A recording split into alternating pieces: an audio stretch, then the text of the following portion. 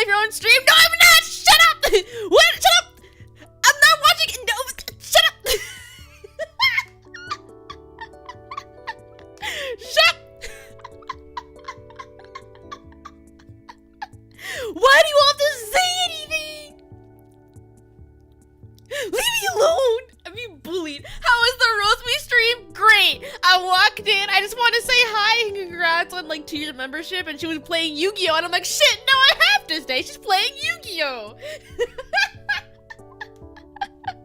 So now I'm here. We understand priority. So true, bestie. You didn't make it too easy. Wait, did you get your match? No, I didn't get my match. Have you been good? How have you been? I am eepies. I'm so eepies. But I'm always eepies though. I'm never not schneeps. No match between the rose and the gecko, sadly. I know. Sag. Has she seen your rose? Yeah, she knows. She's done about it. Oh my god. Yeah, she knows about it. You should have come with me to play Labyrinth. I've already done that. I've already done it. Don't worry. The strat already in motion. The plan's already in motion. She already has started crafting lab. That's why she got the wrench. Yeah, that's why she gave me the wrench on stream.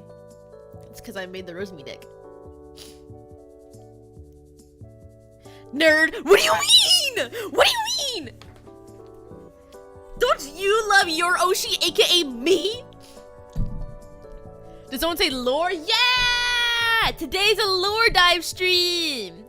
Yeah. So today, we're watching our bestie Golden Nova's videos because he does lots of lore videos. And we're reacting to Albaz lore. Yippee! Is it from Yu-Gi-Oh! Bible? Spreading the lab virus? Yeah! The lab virus! Are we gonna finish it? Yeah, so technically this is part 2. We've already done part 1. So, we have like 2 or 3 episodes left, I think. You're not my Oshi, you're my non-exclusive Gecko Oshi. No, Otaku, I am your Oshi! Shut up! I am your Oshi! Get it right! I thought you finished? I finished it, well, what was available at the time. There's more now. But at the time I was finished. I love Golden Owen's fanfic. I mean, videos 10 out of 10. They're so good. After Albaz lore, we're going to move to Visa Starfrost. If there's a video or easy ways to consume Starfrost lore, yes. My Oshi's Moye? No, your Oshi's me. Your Oshi's me. Is Oshi Jenny for grandma? No, shut up. Wait. Why? Why can't I be your Oshi? Keep watching Nova thinking it's Golden Nova, always on the wrong channel. Damn. We do dual terminal? I think we already did dual terminal. In your dreams, bro? Oh my god. You're not Oshi, you're mid. What the fuck? What the hell? I literally mentioned on Twitter, like, I think it was like yesterday, and I was like, bro, everyone's all like, oh my god, my Oshi's so cute, my Oshi, I love her. And my chat's just like, oh my god, Nova, you suck at Yu-Gi-Oh, you're ugly, and you eat cards, eat more cards, Nova. Like, what the hell?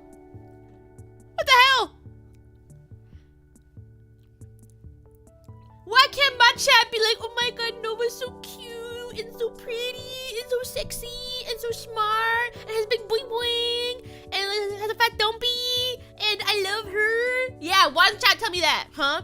All they do is bully me and say that I'm stupid and to eat more cards, huh? Why don't you all say nice things about me? Why? No, you're my dad, not my Oshi. I can be both. You're cute, but you do eat cards. Because you're our father. Yeah, I know I'm your dad, but you should also be like, oh my god, my dad's so good looking, right? You can compliment your dad. Is that not weird? Is it not weird to compliment your dad and be like, wow, dad, you look really great? Why don't I get that, huh? Where are my compliments? You're my Oshi, but also eating cards is funny. It was cool like a cucumber, neat like a potato. What do you mean neat? I've never heard neat like a potato. Like the weird one you don't know how you befriend? What? You're not my dad, you're my Nessa. What does that mean? Lying is immoral, you teach us that. Oh my god. I'm not a liar! I'm not a liar! Wow, Dad, you look real decent. Thank you, you see what I mean? Chars, thank you. Thank you. See? That's all I need. I need y'all to be like, wow, Nova. Wow, my dad. You look so nice. You look great.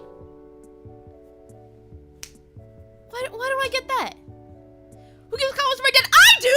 I tell my dad, oh, Dad, you look nice today. Or, oh my god, Dad, the flowers you planted look so nice. Like, you don't compliment your dads? You don't tell your... Listen. I've learned... Listen, this is a secret for all my female streamers. Are streamers? Hey, yo, is that a super chat? Nova has a pattable head. Thank you. This is a secret for all my female viewers or people that are just dumb bitches, right? Look at me. Look at me. I've learned in my bajillion years of living that, like, men love compliments. They're too shy to, like, accept them, but those fuckers love them. They love compliments. So if you compliment your dad, they'll be so happy. Why don't you compliment your dad? It also works on me too, as your father. Compliment me too. But still, men love compliments. Yes, so if you're a really dense man who does not understand a fellow man, or a girl who just doesn't understand, there's your answer. Just compliment a man, they'll freak it. Because I don't have a dad. Your dad's me. Congratulations. Your dad's not me. I said, dude, I can confirm. Yeah, see? Bestie, I would give you too much. Exactly. Though I will say, if y'all start calling me a lot, I have too much power. You call me boy? Well, Ryder, you're my son. I will not call you boy. No, it's adorable. That's given Bessie. Yeah! See? Yeah, true homies compliment each other. So you're a man, I'm confused. No, I'm a lady, but like I after having lived a millennia, I know what the guy's like. I understand. Compliment a man who wants to remember that till the day they die. Yeah! See? Are you wearing a crown? Yeah, I have a little tiara. See? It's so cute, huh? Hi, Nova. Hi! Comments freak me out. I never get them unless someone wants something. Oh, really? You're a girl? What the fuck? Why does everyone not think I'm a girl? What the hell? I hate it here. I mean, y'all are obsessed with my boobs. You keep saying breasties. I talk about my boobs a lot. And yeah, also like, oh my god, Nova's not a girl. Like, shut up. What do you mean? I'm a girl. Leave me alone. I hate it here. Name your favorite Yu-Gi-Oh card? Dragon Spirit of White or Labyrinth. I like them both. Don't worry, Nova. I believe you. Thank you. I was raised to not accept comments out of face values, and you were a girl? Oh my god. When it was a girl? Why? Why are you so mean? Why? Then name every girl. You catfish me, you're a girl. Oh my god, I hate it here. I hate it here. What do you mean? You're like, oh my god, it was a girl. Shut up. Our favorite female Yu-Gi-Tuber. I am the only one that exists, apparently. I am the only female Yu-Gi-Tuber, allegedly. No, stop with the breasties. No.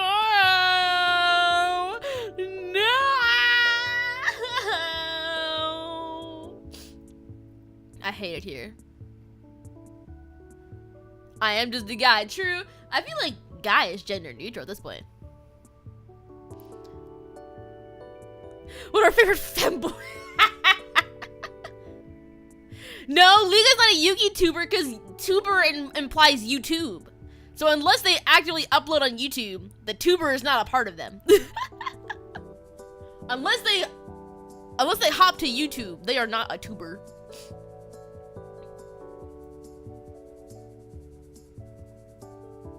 It's supposed to be an honorary female Yu-Gi-Tuber. I'll give her that. I'll give her the Yu-Gi-Tuber title. V-Twitcher!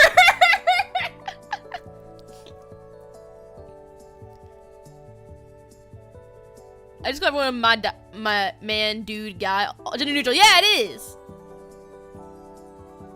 Isn't Duologs a VTuber? Yes, he is. Yes, he is. He will deny it, but he is definitely a VTuber. He's definitely a tuber. A tuber.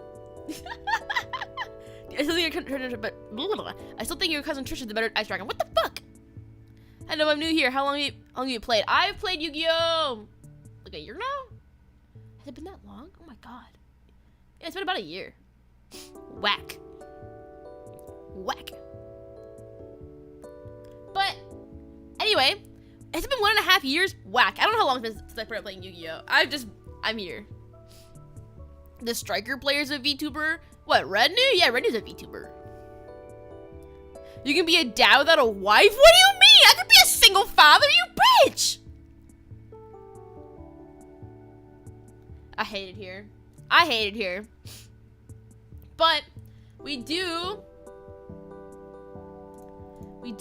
have our lore dive stream today.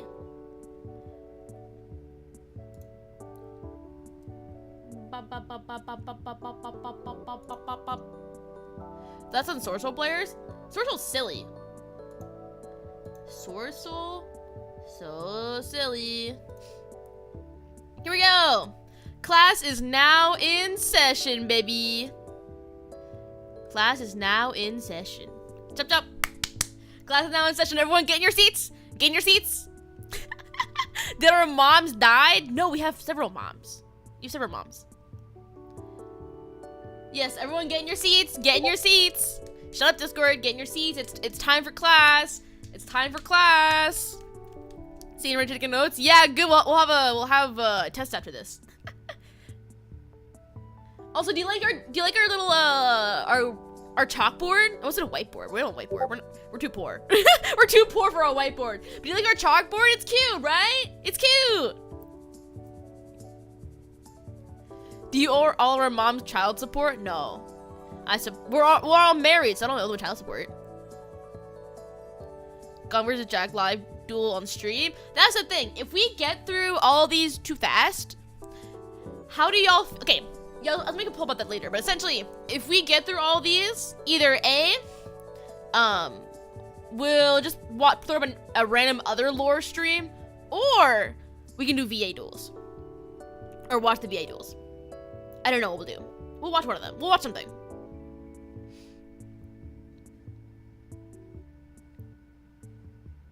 Yeah. Okay. Welcome to membership, bestie. Okay. It's time. One Golden Nova here. Yeah! My favorite part about any core set release is the lore. Yeah! And with the release of Photon Hypernova, Oh the my. end of the Albaz storyline is in sight. Cyberstorm Access is said to be the spectacular last episode, so today's new cards have the unenviable task of setting up a grand finale, in more ways than one. However, thank you for your apple, thank you! Thank you for the treat. A new archetype to represent some faction that's been thrown into the mix. I But this appreciate time it. around, it seems that all the players have already taken center stage. Yeah! Which kinda messes with my formula. Normally, I talk about the new releases while covering the lore to highlight how their effects and mechanics tie into the story. Bestie, hi bestie! So today, we're going to do something a bit different. Oh? We'll cover all the new cards archetype by archetype, providing as much context for how it fits into their own theme and Wait, the so story where's the as a lore get whole, into? before New moving hero on to the lore cards, section, where new we villain won't be cutting in cards. to explain any of the cards. Here we If go. you Lore! like I found the lore. as for the lore itself, The well, lore! strap yourselves in, folks. This is where things get real. Lore! Albaz stands astride his Tri-Brigade companions Whoa! in the waning dusk of the desert of Golgonda. It wasn't long ago that he'd escaped the holds of Alba Lenatus. It's no the T avoiding angle a of the fate professor. tied to Yeah! a twisted reflection of himself. Though, escape would imply that Albaz had anything to do with it. No, Whoa. it was all part of Lubellion's plan. Wait, the hold white on. brand of Wait. What quality are we at? 1080? No! I'm not breathing it back! Albaz It's okay. had been absorbed, and with his ejection, shattered, releasing the 4 bestial dragons within. He had felt those Wait, dragons' that's where presence. bestials... Whoa! Is that where the bestials come from? Really?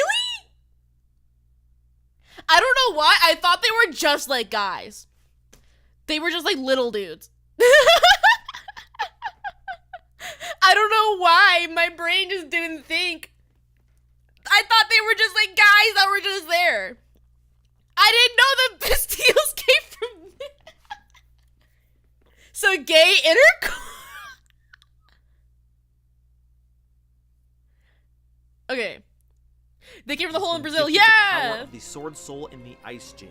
These raging creatures reflected in the deadly smooth surface of his many blades. But this was to be expected. No, After this is all, part 2 of our lore stream, Guardians so of the we're Peak towards the were end. Extensions of their wielders' souls. Why not too, then, would this gift do the same to Albaz? Perhaps taking on such power was a mistake, giving the bestials within enough What do you mean what's control wrong to with help me? They're just little facilitate guys. They were just fusion there. into Alba Lenatus. But it was too late to look back. What was done had been done. And now, the only thing left to do was prepare for one final battle. Not just for his freedom, or the liberty of his companions, but for Ecclesia. When his Albaz awoke from girlfriend! captivity, His the smashed head of her colossal hammer was the only They thing are of her so to in find. love. Lubellium and They're Adlibitum so were in nowhere love. to be found, I'm willing to leaving die behind on this only hill. a handful of their dreadful minions to mop up. This could only mean They are one so thing. in love. They took Ecclesia. Whatever reason they were hunting He's gotta him down fight for his whatever they girlfriend, had bro. in mind for the duo, they had For the accomplished. no, not for But the Albaz bestie, wouldn't for his idly girlfriend. buy They were and in let it love. happen. So now it was time for war. They're not just But roommates. whatever They're Albaz more. was expecting, reality did not provide. When the course they were numerous jealous. holes tore open the sky, he was prepared. This was, Whoa. after all, a tactic the Despia had used before. But the last thing he was expecting to see was a massive tower, a thing of spikes and ostentatious glamour, dropping from the sky and Albaz got colliding with the NDR dunes, stop! causing sand to burst and ripple across the desert.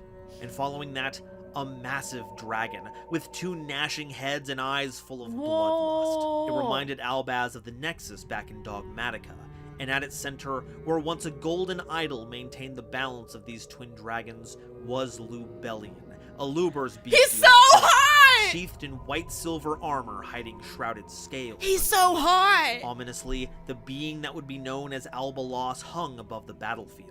He's Albaz so hot. and his companions waiting nervously for the Dogmatica forces to make the first move. What? The Lubellion's Destiny Tower hot! itself could be assaulted, surely.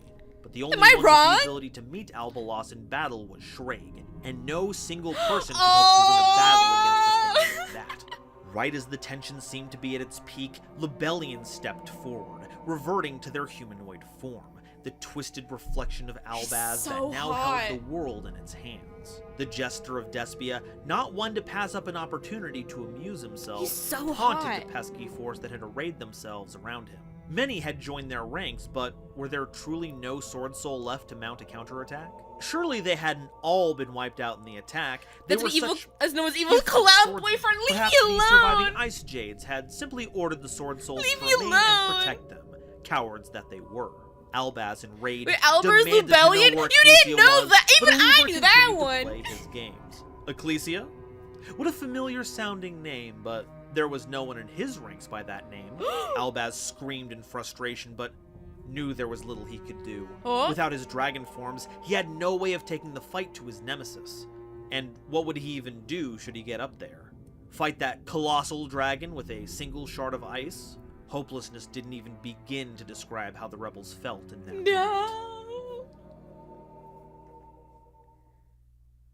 However, such dark events only make the light shine that much brighter. Oh. Suddenly, the sounds of engines and explosions could be heard in the distance, and like a rising sun, wreathed in fireworks, Kit had arrived, the Springans in tow. That's our girl! Aluber looked on, That's our perplexed at the sight girl! of animated rockets, launching fireworks as if they'd already won, led by what could generously be called a runt among a species of runts. But in no time, the reinforcements had joined the rebels, and with them came the tools to fight back.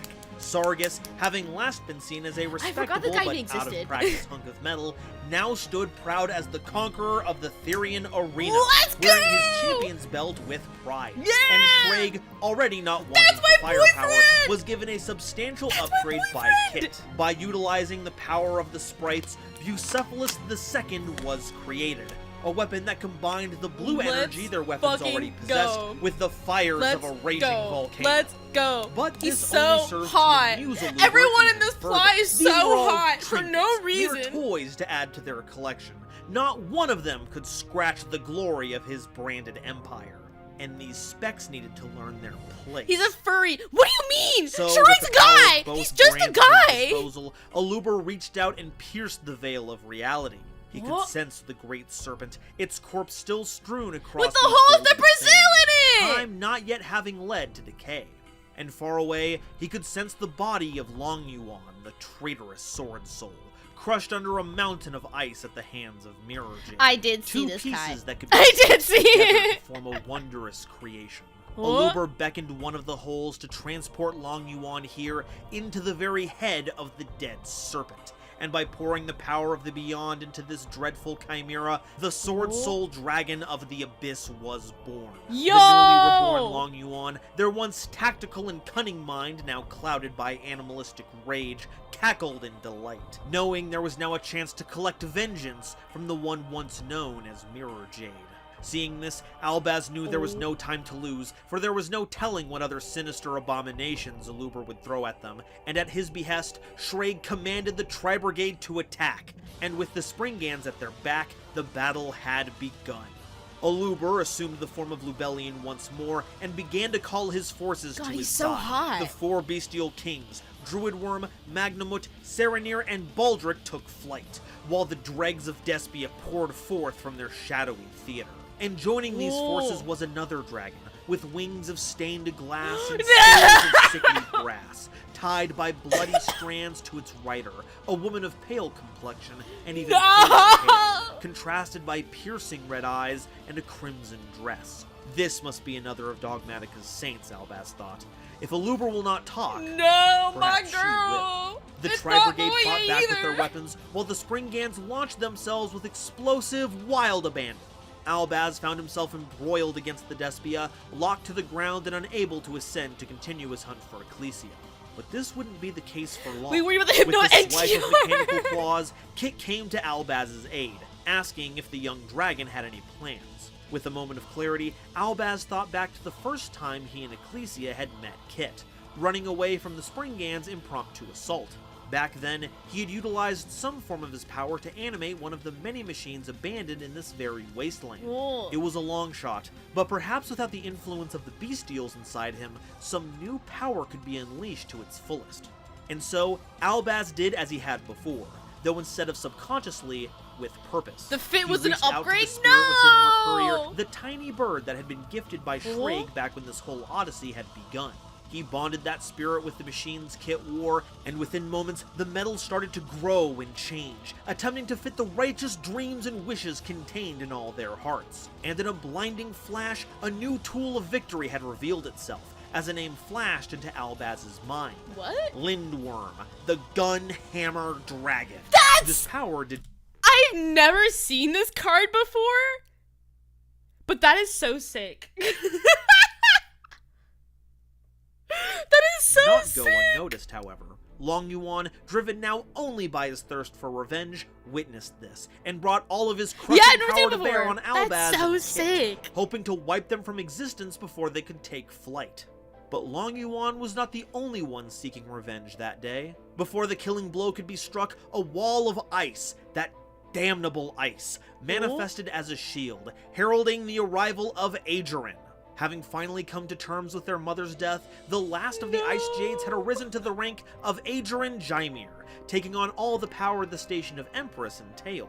Is And it like the Master? previous Really? Empress, I've never a seen it loyal before. companion was needed to see them through the battles ahead. And so, as Kingfisher had once served Cosmoclore, Adrian breathed new life into Moye, the sword soul that had lost her life My at the girl hands of her mentor's Moye! She's betrayal, not creating Agerocasis. Whoa! The sight of this dreadful ice made Long Yuan's blood boil more than the sight of the one who had used it to kill him.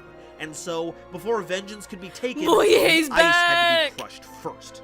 Adrian gladly took up the challenge, urging Albaz and Kit to leave, and with the roar of Lindworm's engines, did so, trusting the new Empress of the Ice Jade to win the day. As the Whoa. battlefield fell below them, Kit called out to Shraig and Sargus, betting on one final assault on Albalos. If Lubellion was dealt with, the rest of his forces may fall. Their companions took heed, and the trio of Sargus, Lindworm, we and revealed Shrek a worm in our head. bestial dragon. Albaz prepared for a counterattack, but by raising its heads in preparation for a mighty breath weapon attack, they had inadvertently made themselves easy targets. Sargus raised an arm and unleashed a pillar of lightning, the same pale purple energy that revving Moye into an ice enemy, now brother in arms, Regulus, ringed in Springand's flames. Shrek leveled the Bucephalus God, cannon he's so fully hot charged, too, bro. channeling a column of red and blue energy, and with a single hit, both heads of the dread Albaz were crushed, Oh my utterly God. annihilating the symbol of Dogmatica rule once and for all. Sheesh. Lubellion howled, a mixture of pain and disbelief. How could this have happened? The power of the brand is unstoppable! What could these louts have possibly found in the Land of Iron that Dogmatica hadn't already made its own? These thoughts raged within Lubellion's mind as the body of Albaz fell from the sky, crashing into the Despian Theater. Sheesh. 2 threats gone in a matter of moments. And soon, so too would another be dealt with. Racing ahead, lightning cannons fully charged, Lindworm rushed Lubellion, looking to end things once and for all. The smell of ozone filled the air as the weapons crackled to life, and finally, Albaz and Kit shielded their eyes and ears as the concussive sound and blinding luminance of lightning bolts tore the sky asunder. Whoa! But, despite how close they were to their target, the weapon did not find its mark. When Albaz opened his eyes, between them and Lubellion was the Red Saint, flying on the stained glass wrapped with electrical burns. But it was only now, seeing the saint so closely, that Albaz recognized the horror of what had just happened. No. The Red Saint was Ecclesia, No. corrupted by the powers of Despia. And as she fell to earth, no longer able to stay aloft, Albaz jumped from Lindworm, hoping there was some way, any way, to save her. Lubellion saw a light emanating from Albaz. Some new power, locked away until grief provided the key. What the The leader of the bestial dragons moved to stop this, but a cacophony of crumbling stone and steel grabbed his attention. Below, a colossal being emerged, made of wet, opaque muscle and hands with an alien amount of joints. It was surrounded by halos of holes, commanding them with even more control than Lubellion, the evil god of Dogmatica. A thing lying at the nadir What is of that? creation, wrapped in the shell of Despia. And those wings it had, they were the same as Dramaturge. In fact, Dramaturge and Ad Libitum had been absent since the battle had begun. What could those two possibly be scheming? What is that? The final act draws near. Oh. Will Albaz and Ecclesia find salvation? Well, I guess we finished that. Okay. On to the last one! Yippee! Hello everyone, Golden Nova here.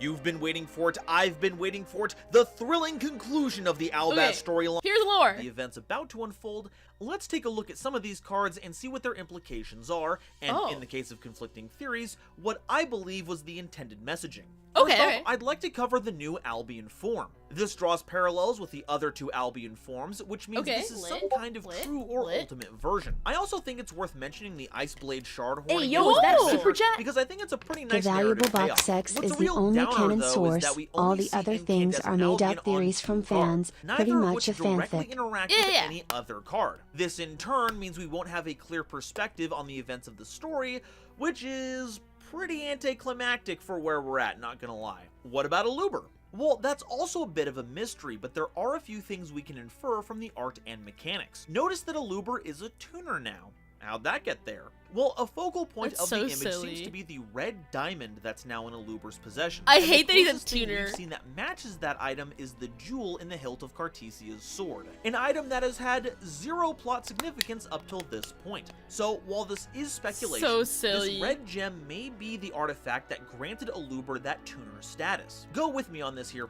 Ecclesia only becomes a tuner after visiting the Ice Jades and Sword Souls. Cartesia is a tuner as well, so even though the gem is crystallized, neutralized, they still possess the tuner ability, but after being cleansed of Despian influence, the sword is left behind and is taken by Aluber, though we'll have to see if any future Ecclesias are tuners to see if this theory holds up. There's also the fact that Quem is a tuner despite not being seen with the gem, but I actually think I have an explanation for that. And that means jumping into an analysis of Lulu Walilith, and that is a heated topic if ever there was one.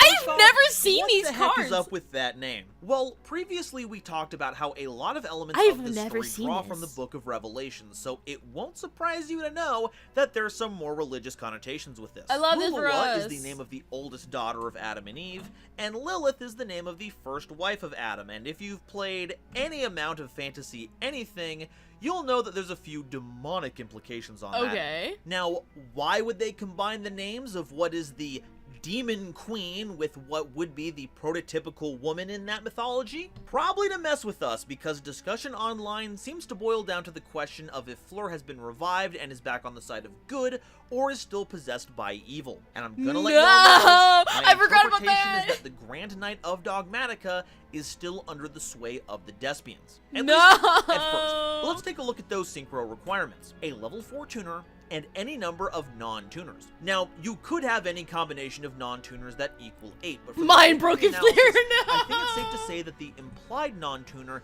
is a single level 8. Lulu Walilith's previous form was the level 8 Grand Guignol, a trait that's shared by every version of Fleur we've seen so far. So that begs the question, who is the level 4 tuner? Well, it's probably not Ecclesia or Cartesia. They're busy falling from the sky and or joining with Incandescent Albion. So that leaves us with the bestial Aluber and guiding Quem. And since Quem's art has them surrounded by the souls of previous saints and part of Grand Guignol, but who is that in the lore? Have we even seen her yet? Who initially collects Cartesia's discarded sword and uses it to call forth Lulu Walilith from the remains of Grand Guignol. After all, this wouldn't be the first time the White Relic called upon their White Knight. The gem is then later gifted to Aluber as part of their takeover of the Dogmaticas and Despia that we see in Brand We saw her 2, with an unmasked ad libitum that I still have no idea who it's it been could a be, while. That Hi, does bestie. beg the question. We've seen all these members of Despia and Dogmatica so Ecclesia. far. What happened to Maximus? No, she was the first saint. I remember there was like any of the cards this set, at one point we found out that like Dogmatica was like fucking evil, and there was this little girl. Okay, that's who it is. Okay. Maximus. And after Ecclesia, the I know this is now. 665th saint was claimed, well, who else but the leader of Dogmatica should take on the mantle of Saint 666? Looking to achieve ultimate power, Maximus fuses with the source of all brands. This turns Maximus into a horrid, godlike creature, but the mutations of the brand cards of lore? Yeah, a lot of the cards have lore. Interdimensional holes than ever before. But for all that mastery, one slip-up is enough for hubris to enact its price. And as the mutation continues to take shape, the godlike form begins to twist and curl into that of a dragon. A bestial. You see Albazoa's purple tongue? It doesn't look too out of place considering how grotesque the whole package is, but look at Dispater's art. At least 2 of the holes have similar tentacles with eyes emerging from it, and you can see some such tentacles erupting from random points in Dispater's body. And despite all this, we know it's still Maximus because the wings, their telltale sign in this form, are intact. And once the transformation is complete, well, the bestials do seem to be in some way connected to those Aluber, tongues so do? What the who fuck? else would benefit from having the head of the Dogmatica Church transform into another mindless monster? And with the leader of Dogmatica in such a state, well, who better to take the throne than Aluber? He's so where hot. Does this I love when my now? man girl bosses. Unfortunately, I love that it's for hard to him. say. None of the art shows a decisive strike against any of the villains, so how the battle ends specifically is unclear. But from looking really hard at the background, Aluber appears to either be in space, some kind of pocket dimension that looks like space, or a really tall mountain given all those stars in the background. There's also some giant beasts in the background. One part looks like the segment of a snake, while another has huge rows of teeth, but everything seems purposefully obscured, so answers will have to wait until later. Now, since we've covered Lulu, there's a girl bossing when he entered Albaz. So true, Bessie. He was so girl bossing. One of the most highly debated cards in terms of what it means. He was so girl bossing. Blazing Awakening. I've seen many people claim that this is Fleur pointing their sword at the sky and unleashing a massive thunderbolt at the dragon, as Fleurs want to do. It's kind of their style. But me? Well, It's complicated. On top of the interpretation I provided earlier if evil, why hot? So true, bestie. If evil, why hot?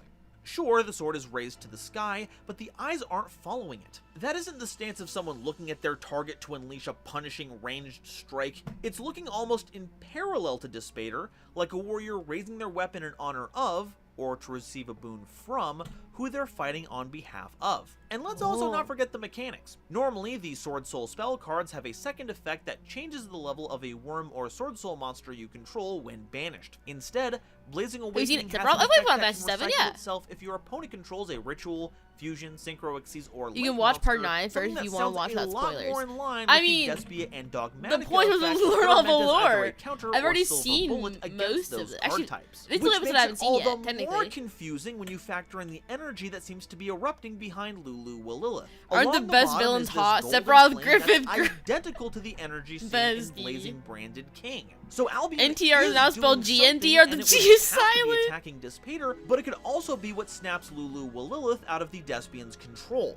After all, it is a blazing awakening, and while the word blazing has been used almost exclusively for those associated with the red brand, Masquerade and Cartesia, now the new Albion is the blazing branded king, so maybe Fleur really is in control of their faculties and is pointing their attack at the giant dragon. In fact, if we look at a previous card, we can actually see that despite all my points about the framing being against Lulu, really dragons have hair? I don't know. Team, it also seems very intentional because dragons with hair, it's so strange. Except for myself, obviously, I look fine, but like, straight up, like, the way back when this lizards. story started, Dogmatica Punishment shows Fleur with one arm across their body, but still held in a similar way, the sword pointing down instead of up, and is above the target instead of below. And in Blazing Awakening, almost all of that is reversed. The arm is pulled away from the body, the sword is pointing up, and the target is above, but their back is still turned to their target as lightning crashes down on top of them. I honestly feel a little silly for not catching this sooner. Now, around this time, but you're a dragon, yes! This, we have Tri-Brigade Roar, which has Shreg in the foreground, God, a lot of he's attention so away from what's happening in the background. He's so hot! Real lore stuff is going on. Lulu Walilith stands tall with their sword raised, but the big detail is the arm of Despater. The ring of holes around its wrist, once a symbol of their power and mastery over the interdimensional portals, is now breaking apart, and it looks like some kind of explosion is taking place where the arm would meet the body. It almost looks like a laser is being fired off screen to cause the explosion, which is probably what Shreg is looking at. But since it's off screen, honestly, I'm surprised that, exactly generally with Yu-Gi-Oh, like archetypes that are actually really good are always in the same lore together. Like the time where basically everything's Albaz related, now it's all Starfrost related. It's very strange that Lab's not related to anything, but she's busted. It's so strange to me that she's related to basically nothing as far as we know. Only tool. The color blue has been associated with almost all the Tri-Brigade weapons up then what can I kiss Shreg? Yeah, what can I kiss Shreg? Rindbrum's lightning cannon, so I have to assume it's from that. Otherwise, Farragut got an incredible upgrade to their sniper rifle. For now, I wouldn't surprise me at full lab lore. I wouldn't be surprised if they worked away for lab to go to something else. New toy, yeah, lab has her own main lore by itself, but like, she is not connected to anything as far as we know. Also, it's kind of attached to Shreg at this point. It's not exactly pointing in the right direction for that. We also have to account for Fallen of Argyros. Their art has them standing in a desert, watching Rindbrum and the others fly home after a battle well fought. Or this takes place before the Battle of Golgonda, and it's... No, like, the Labyrinth archetype, they're not connected to anything. All the lab cards are, of course, related to each other, but, like, the Labyrinth core is, as far as we know, related to nothing else. It's just its own little thing. That's what I'm trying to say. It's watching them fly towards the battle, but... Thankfully, Fallen of Argyros doesn't have much of an impact on the events of the story in this set, so we don't have to worry about its placement too much. Despite that, though, this card is a Lab was handful of lore significance, most obvious of which being the name. Fallen of is a temple we've only seen with Albaz. So what in the world is the deal with this? How much is theory, how much is canon? There's already a major difference here. Albaz's name in the as far as I'm aware, the general outline of the story is basically the same. Is the Fallen of what is essentially a color that's been very important to the story so far. No, but like, but Argyro is the endless engine of the Therian Disc Coliseum. That's about as far away. I need to pause to talk. It's so hard to try to talk while he's also talking. So yeah, like the main outline of the story is canon. Because like Yu-Gi-Oh! Has never made like a full outline of exactly word for word like what is happening. Sorry for the Discord ping. I don't know why. I never get Discord notifications, but now suddenly they're all popping off. It's really annoying. Let me do that. That's better. Okay. Yeah. So the main outline is correct.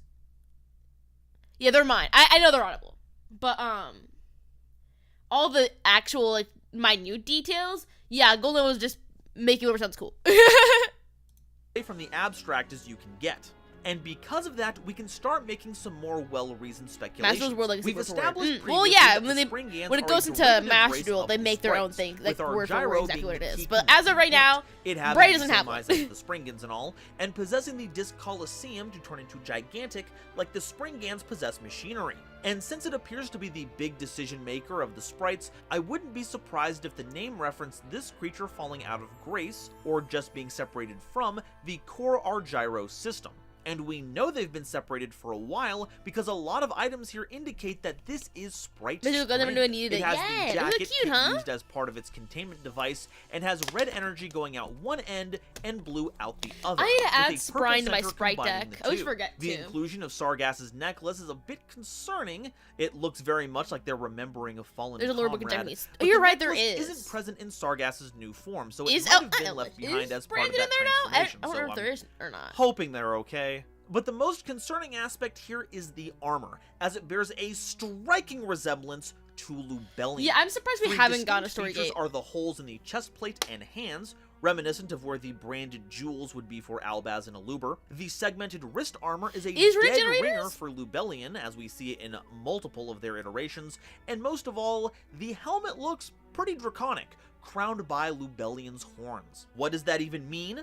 Well, I can't say for sure. Maybe these fragments were left behind after Lubellian was defeated in combat at some point and Sprind is now possessing those pieces to make a new body? Has Sprind joined Aluber's side and the armor is a gift? Personally, I feel like this armor may have once been Aluber's, but was discarded in the desert long ago in favor of a more elaborate wardrobe, and Sprind simply found it. After all, Golgonda is littered with scrap and refuse, not just from this world, but from many others that find their belongings scooped up by the holes. Finding something like this in a place like that isn't so outlandish. But this they make Sprind? If this version of Sprind is the Fallen of Argyros, and the latest godlike creature of Dogmatica is named Albazoa, is Fallen of Albaz a scion of this core of the brand?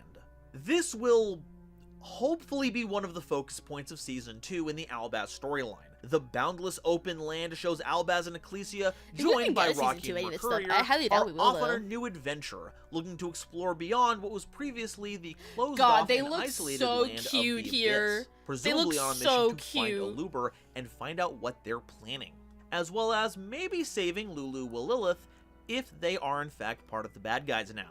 Many of the surviving characters can be seen rebuilding, but as it turns out, this card has a secret, never-before-seen character you wouldn't know about unless you've seen the concept art. Here, you can see that Kit has made some kind of projector that Mercurier can plug into to replay any visual data it has stored. It shows Ecclesia reaching out to Albaz, who seems to be covered in something from the wrist up, with little shards of it flying in the background. I'm presuming it's some kind of aftermath after turning into Incandescent Albion, and the next frame we see has the two falling gently to the ground. I wouldn't be surprised if this was to parallel Albaz's first time going into the feral Albion mode, with Ecclesia guiding them out of that state. Though their trapped state could be the consequences of an attack from a battle we never saw, so she could be saving him from that. But the next frame is what's most intriguing, as it shows Albaz and Ecclesia discovering, isolated from the rest of Dogmatica, one of the gooey red and purple eyes that were attached to several of the church's more disturbing relics. We can see many of them as part of Quiritus's armor, and dripping from the sky in Dogmatica Turgy. And now it's just a little orb with spindly arms and legs. This is identified as the soul of the 317th saint of Dogmatica, which doesn't have any significance outside of a little joke, as 317 is the 66th prime number, referencing the number of the beast. What the fuck? you flip it upside down, it does spell lie, which I think is very funny. That's but so that silly! has its own mess of implications, because that means this is the third tiny life form that has the ability to possess items and control them. But this isn't just a bespoke life form, this is somebody's soul. And if someone's soul can be shaped to do something like that, then what does that imply about the sprites and Springans? Questions aside, another bit of info about this little soul is that it also seems to point in a particular direction. So, Kit throws together a new flying machine for him, plugs this soul into the compass, and sends them on their merry way. And that's the eye you can see in the open, boundless world, a detail that is, I should mention once again, locked to the concept art. The only way you could have noticed this without the concept art is if you had paid so much attention that you made the connections between how the eye looks in this art to how the eyes look in Despian Queritus. But that does it for all of my interpretations on the cards. Now it's time. On their married way? Yeah, they're getting married! They're getting married! And Kit's just their wingman. Whoa. Blinding and radiant light filled the amber twilight sky of the great desert of Golgonda. Albaz, desperate to save the one they loved, called out for the power within one more time. Albaz had not come so far, fought so hard, only for this reunion to be cut short by a cruel twist of fate. What? No. He hadn't been fighting. They had. For every battle Albaz fought, Ecclesia was by their side. They're so in love! You see what's happening right now? He's pulling up all the greatest hits, the greatest moments. They are in love. Mark my words, these fuckers, they're in love! Glad crash landed in Dogmatica. They're in love. It was Ecclesia that sheltered. When escape was made from the desert of Golgonda, they walked that path together. And whether it was the massive serpent of the sands or Luber themselves that stood in their way, they want to kiss so bad. They're in love with the new apartment. They're not roommates. They're more than just roommates. They are in love. The crushing despair of losing Fleur. So it would not be Albaz's burden to bring Ecclesia back from the brink. But rather, they would find a way to do so together. But the ground was fast approaching, and Ecclesia was still unresponsive. She must still be in there somewhere, but if they could not speak, what was left? And in a moment of clarity, Albaz remembered that in his grip was the one thing that could do so. The Ice Blade Shard, the last legacy of Chun-Ying and Cosmoclore. Albaz wasn't trained to be a sword soul, but the blades given to them by their practitioner wielded the power of Albaz's secret souls at the time. So perhaps this little fragment of hope still had one miracle in store. And so, Albaz placed the shard in Ecclesia's grip and willed with all his might to channel his soul through the shard. A shard full of memories of the two that the enigmatic Watchers of the World had collected for some time. Memories of hope. They're the best of pals. They even share a bed? No! Of loss. Of all the things that had brought them together, every testament to the love and friendship they shared, and with every memory, both cruel and kind, Albaz pleaded for Ecclesia to awaken. No! And so, a new miracle was born. The two souls connected, and Albaz's energy revitalized Ecclesia. And in turn, Ecclesia empowered Albaz. In the past, calling you see, they're so in love! They're so in love. When Ecclesia's eyes flickered open, saying Albaz's name with such joy and relief resounded with his soul, igniting an Albion who was not conquered by darkness, but was instead possessed of an incandescent light. Albion, the blazing branded king. Yeah! And while Albaz and Ecclesia shone brighter than they ever had before, another unfortunate soul crashed into the ground below. Oh no! Grand Guinol, the Dragon of Dusk, lay crippled upon the sands. Rindbrum's lightning cannons had scored a direct hit, tearing the sickly, pliable armor of Slaughter to shreds. Whoa. And to add insult to injury, its ward, Blazing Cartesia, had been ripped from it, currently being freed of the influence of Cartesia boys. Oh, someone's in chat for her. There's always more to rest in give peace to the church. Even while battered, beaten, and broken, the body of one of the greatest saints, Fleur, still rests within this violent casket. And that was more than enough. Guiding Quem came to assess the damage to their masterpiece. saddened to see the work they had done in Central Dogmatica had been cut to ribbons. But my religion doesn't even marry before we kiss. Albaz, your church literally used you as a puppet. Show, the sword of Cartesia landed not far from this salvage, and in its hilt was the manifestation of the power of the Sword Soul, learned by all the Dogmatica traders who had left their lands to seal their stigmata. In fact, removing that seal was integral to Ecclesia's corruption, and now this crystal held the power to project one's soul through a weapon, awakening it to its full potential. And Quem would not allow their knight to lay broken in the sand when there was still work to do. And so Quem channeled her soul, as well as the souls of all the saints still residing within the armored dragon, and funneled them into Fleur, and in a blinding bolt of crimson lightning, Lulu Walilith was born. Elsewhere, unseen by all, another's machinations were about to come to fruition. Maximus, having claimed Ecclesia and returned them to the fold, retreats to the core of the Theater of the Branded, the ancient structure that dwelled beneath the land of Dogmatica for generations, the source of brands Maximus had dispersed throughout the years. With Aluber busy with their dear bestials, fighting the fallen child that had started this chain of events, no one would be around to get in the way. When Maximus made contact with the core, the change was immediate. The body, already having been corrupted by the brand's influence, accepted the power readily, right down to the swirling strands of DNA, which became rigid chains of cross-hatched portals, turning what was once a man into something beyond, a thing of divinity who ruled over all things in this abyss. First, this rebellion would be crushed, and once these tribes of beasts and machines were wiped out, it would be time to bring whatever existed outside of the abyss to heal. Albazoa erupted from the branded theater with gangly limbs and writhing tendrils, a nightmare made real by the power of the brand. The very sight of it caused the forces of the Tri-Brigade rebellion to scatter, but Lubellion looked on only in disgust. How dare that meager mortal even think they could claim the power of the brand so completely?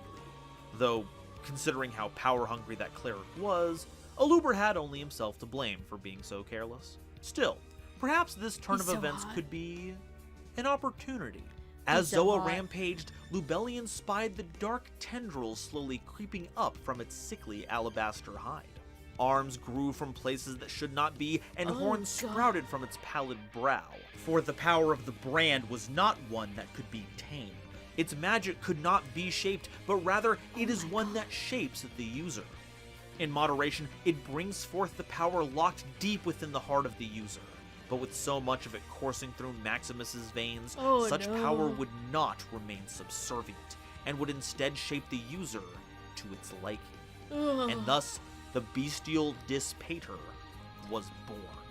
But for Aluber, it was of no consequence. When Maximus had taken the power of the brand, he had left his throne open for the taking. How was your stream? You did 8 passengers lore dive, right? Am I crazy? That's what happened, right? We gotta talk about that later, because I've been so in deep on the 8 passenger stuff. We need to talk about that later. But hello, I'm also doing a lore dive stream today, but we're doing Yu-Gi-Oh! Lore. Yes, so today we're doing the end of Albaz lore. But hello, it was so interesting. Wait, you don't have the wrench, Leah? Let me give that to you. It's so interesting. We have to chat about that later. We have to. I'm so in deep.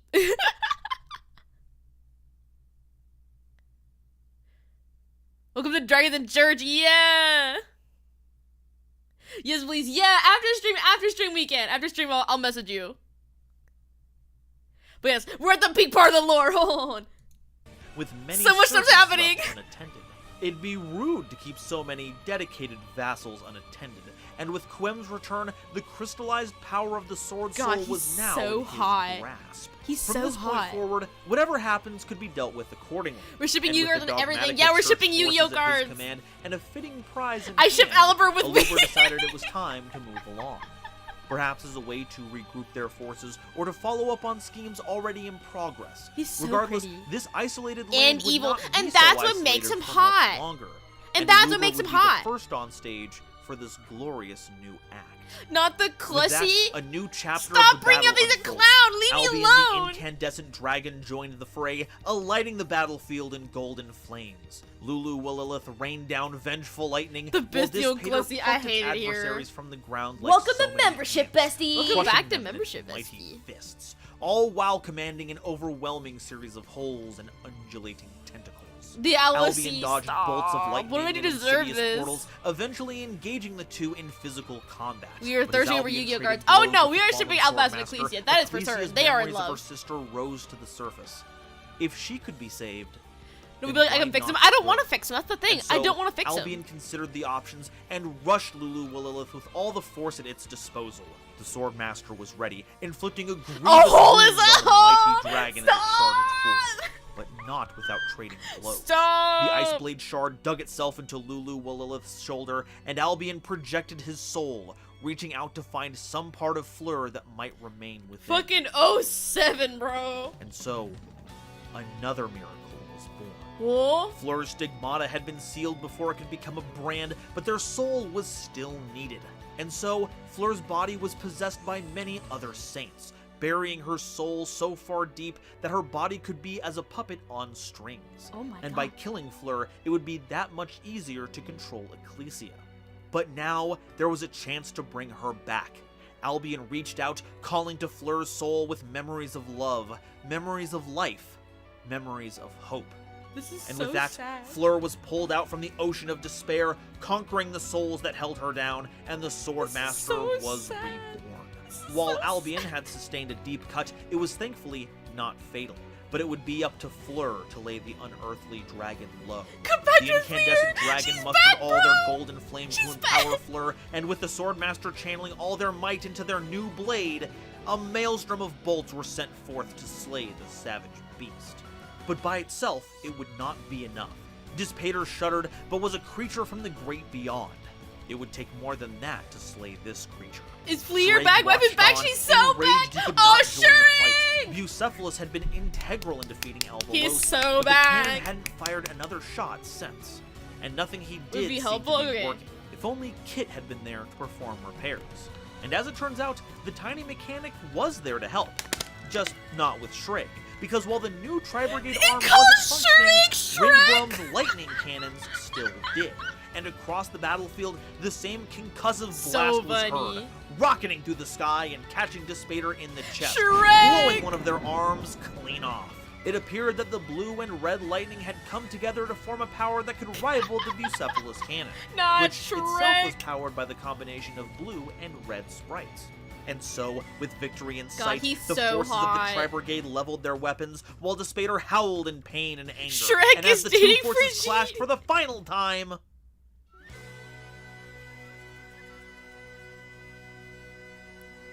Tri-Brigade Shrek, stop! He the doesn't land of have the a abyss swamp! had now opened, no longer isolated from the rest of the world. The Tri-Brigade and Ice Jade Agerin began to rebuild what was lost, while the Fallen of Argyros tries to find their way in this new world. But the journey of the boy and girl had only just begun. There were many mysteries ahead, with answers waiting just over the horizon. So, with the help of Kit, the party of Ecclesia, Albaz, Rocky, and Mercurier set off on a new adventure, Stop, carrying they're with them so their cute. only clue, a soul of one of the Dogmaticus saints that always seemed to point in one direction. As for what they find at the end of this road, Tri-Brigades We'll just are have to like wait to onions. find out. Everyone, thank you all so much for coming along with me on this journey. The Albaz storyline was my first foray into handling the lore of Yu-Gi-Oh! And y'all have shown it so much love and support over the years. Genuinely, it means the world to me that I get to nerd out about details. Well, that ended a lot faster than I thought it was going to. So, I guess the question is, do we do more Yu-Gi-Oh! Lore? Or should we do some VA duels? I'm down for either. But what are your onions, chat? Visa's lore? Does he have a Visa's lore video? Hold on. Let me look. Let me hunt. Welcome to membership, bestie. Welcome back to membership, bestie. More lore it is. Hello. More lore it is. Heroes Explained. Wow. Playlists. Let's see. Oh my god, he does have Visa's lore! Hello. Wow! He does. There's lore. Tech cards. No, that one doesn't explain lore. Visa's lore part 4. Where's... Oh, part 0. Okay. Hello, everyone. Oh my god. And it's like long. Hell yeah. Okay, I drank too much water, so let me go pee. I'll be right back. And when I get back from peeing, we'll look at more or watch Visa's lore. Yeah! Be right back.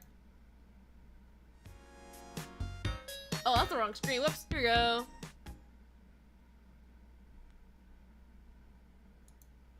What? There we go. Okay, we're back.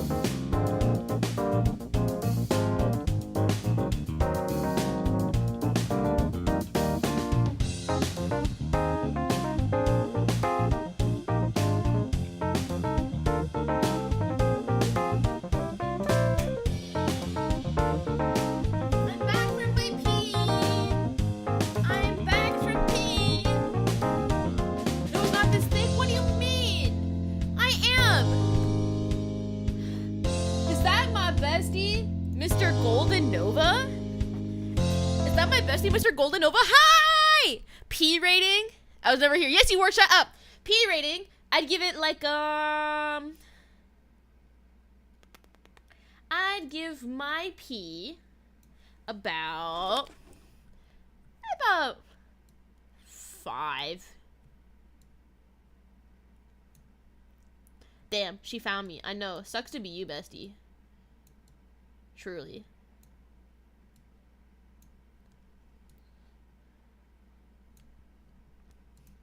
He said cashier was bestie?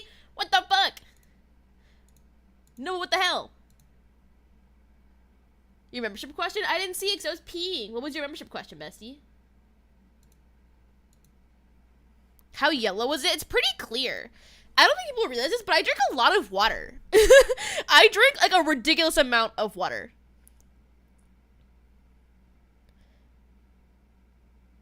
Start with Kashtira? Do I not start with part 0? What do I start with? Kashtira? However, okay. you. So start with Cash.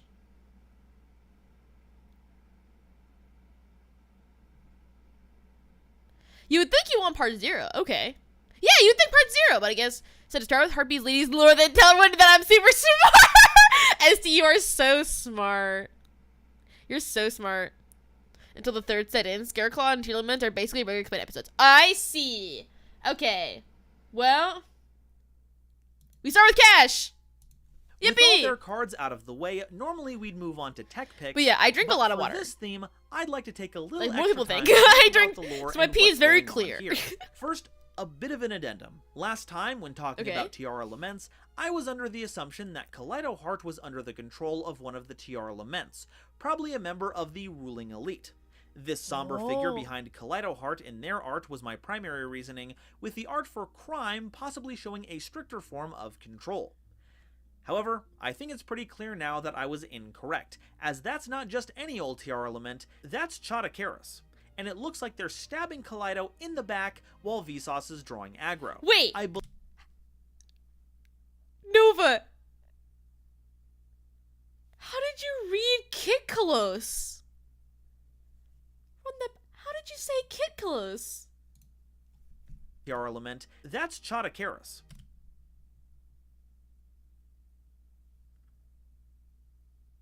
How did you read Kitkalos like that? What? Franchise name. Welcome to membership, bestie. Kitkalos, my one and only beloved. So I guess, is that her? I only got Yu-Gi-Oh! Org names to go with first. It's not my fault. Okay. Fan translation. We did not know she was Kitkalos at this point. I see. And it looks like they're stabbing Kaleido in the back while Vsauce is drawing aggro. I believe this leads us to the art in Tiara Lament's Grief, where Kaleido is fading away, and the Sevens to our man, he's so hot, are being given to both Vsauce and Chotakaris, which in turn fuels their evolution into Lulakaris. In the art for Tiara Lament's Heartbeats, we can see Vsauce siphoning even more power from Kaleido, God. but we see two figures descending from above. And those sharp spines don't look like other Tiara Laments, those look like Kshatriy Law. But it looks like Peril Reino isn't the place where they'll be duking it out, because Tiara Lament's Scream shows Unicorn going toe-to-toe against Lulakaris, with 3 comets arcing off in the distance. Now, the last time we saw this was in the art for Peril Reino, but that was only 1 comet, even though it was Vsauce and Lichtheart. If I had to guess, I'd say that the light blue one is actually Vsauce, lining up with the color of their comet that we've seen them in previously, with the other 2 being the other Kshatriy Law, as Vsauce makes Kshatriy Law is Kashtira. Lulakaris looks to stave off Unicorn, but that's where the art for Kshatriy Law Prepare comes in. See, that canister it's holding shows up a lot in the Kshatriy Law art, but we haven't seen the contents. They're fighting 004! It's very fuzzy at the moment, but considering we're looking at Unicorn, and the person inside looks to have long, wavy hair, I'd bet dollars to donuts that that's Lulakaris, having lost in battle against Unicorn, and is now being hauled back to the Kshatriy Law's birth, which is kind of like a port for processing. And I wouldn't be surprised if when does Goku shut up? Likewise all filled with captives. In the background, we have a figure surrounded in a red aura. I think looks like Vsauce in a way, but like Law. Okay. the armored arm being on the left rather than the right. So I'm thinking this might be a member of the Brahmin class I mentioned earlier in the video, which could mean that Vsauce is a member of their clan, looking to right the wrongs of their civilization. In fact, if I might push the boundaries of speculation here just a bit, the caste below, the Kshatriya, is the Vaishya. And if you smush the syllables together, Vaishya sounds kinda like Vsauce, just enough for it to be a reference without being the actual name. Vsauce Kind of Michael like how here. Kshatriya law is meant to evoke the Kshatriya. But this is where my ignorance is probably having me leaping at shadows based on English translations, and a broad ignorance of actual Hindu culture. If anyone in the audience has more knowledge about Hindu culture, I'd love to hear your thoughts on my conjecture. Do you guys have thoughts or knowledge of Indian culture or Hindu culture? Because I don't know anything. Thing I'd like to point out is how clearly the idea of the Kshatriya law stripping other worlds of resources translates to game That's what angry me of. That's just Vsauce. Each time they banish a card face down, it's always from some place that's kind of a resource. The grave, hand, field, extra deck, nothing is safe from their reaching talons. And it works whether you passively let them attack or when you resist as a kind of retaliation. Not be a little fake Though, it, really, I see. if you retaliate, you at least have some chance of beating them. But if you give up letting them pick apart your cards and even the field you use, then you're doomed to extinction. True, the deck doesn't actually take anything, it just banishes cards face down, but A, if you were able to steal cards on this level, this theme would be even more broken than it already is, and B, I'd even go so far as to say that that's even more flavorful, because it's their actual effects that search Kshatriya Law monsters and revive them that's the actual product. The cards being banished face down, those are the wasted resources after being used up. Even graveyard cards could be used for something, but being banished face down is as poisoned and unusable as it gets. Thankfully, Vsauce is on the scene. Wait. So, is the plot of Kashtira like they're making products? Like they're making stuff? And then when they banish, it's like leftover stuff? Is that what that is?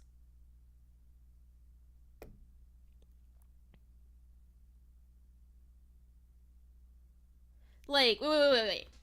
So, they're space colonizers. Okay.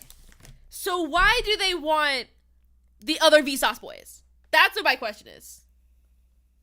Kashtira is capitalism? Huh?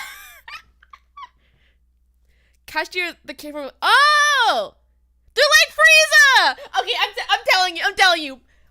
Work with me. Okay, listen. Check it. Okay, so like, is the Vsauce lore just like Dragon Ball, but we also just mix in like the different, instead of being different dimensions, they're different planets from Arc 5, so they all have like the different guys, but they're all the same person? Is that what we're going to? And Vsauce is just Goku? Is that what we're going to? Is that what our plot is? If Dragon Ball Z, if Goku, Vegeta, Frieza, and Cell all look the same? Yeah, Vsauce is just Arc 5.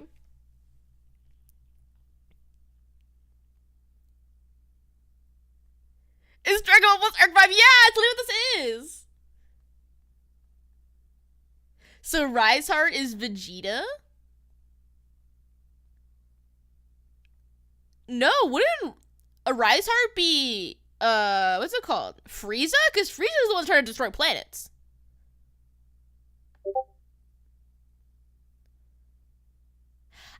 Scott, the answer is I don't know why it's doing that. I don't know why.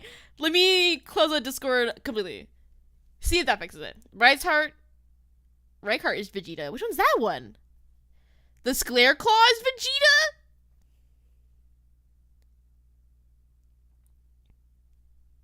Okay, so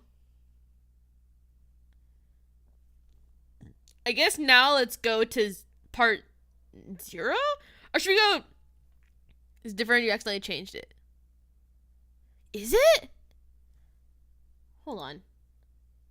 Who's the water one? The water one would be, Kaleido Heart. Why is my Discord status different? Go do not disturb. There we go, let's fix it. Okay. Scareclaw is a Saiyan vibes. Okay, let's start from part 0. Hello everyone, Golden Nova here, and it is time. With a new set comes a new wave of lore cards. Last time, we saw our Warrior of the Stars establishing something of a glorious paradise, taking all the best traits of the various worlds they'd visited to live with the survivors of these various ordeals in peace. But a shadow lingered over the proceedings with a new actor named Vita Karantha. How do we get... You have to watch... I have to watch Zero last? Why is Zero last? What? So we watch this one? Hello, everyone. But like, so selling traps, tech cards. So I'm assuming makes sense when you get there. Okay. So where do I start?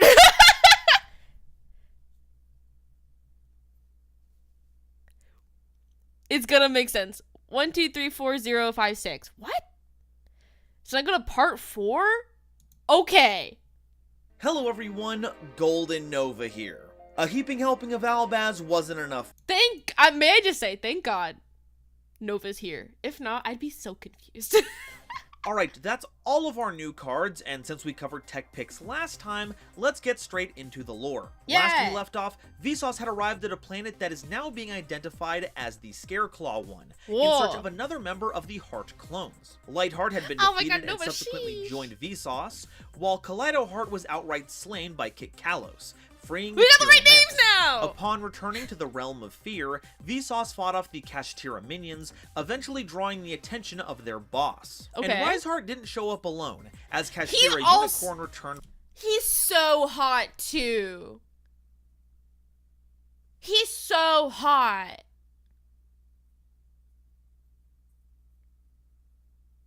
He's so hot. Nova, what? Truly, a Riseheart is baby girl. So true, bestie. He represents anger that makes him even hotter, and he has the dragon arm. He has the dragon arm. Listen, any Vanguard bitch who knows me also knows that I love Luard because he's got a dragon arm and he's hot. Same feeling. The dragon arm's hot. The singular, really buff dragon arm that can choke me and end my life, it's hot. You're so real for that. Thank you, Nova. So true, bestie.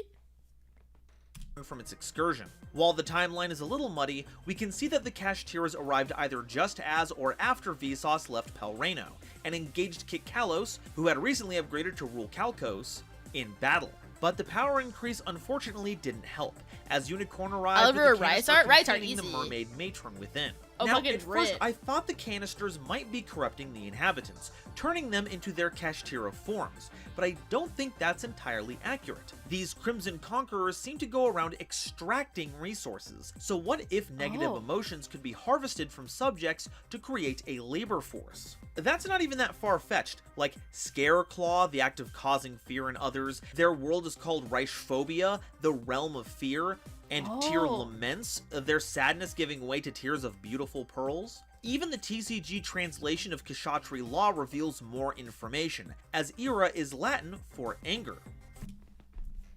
What?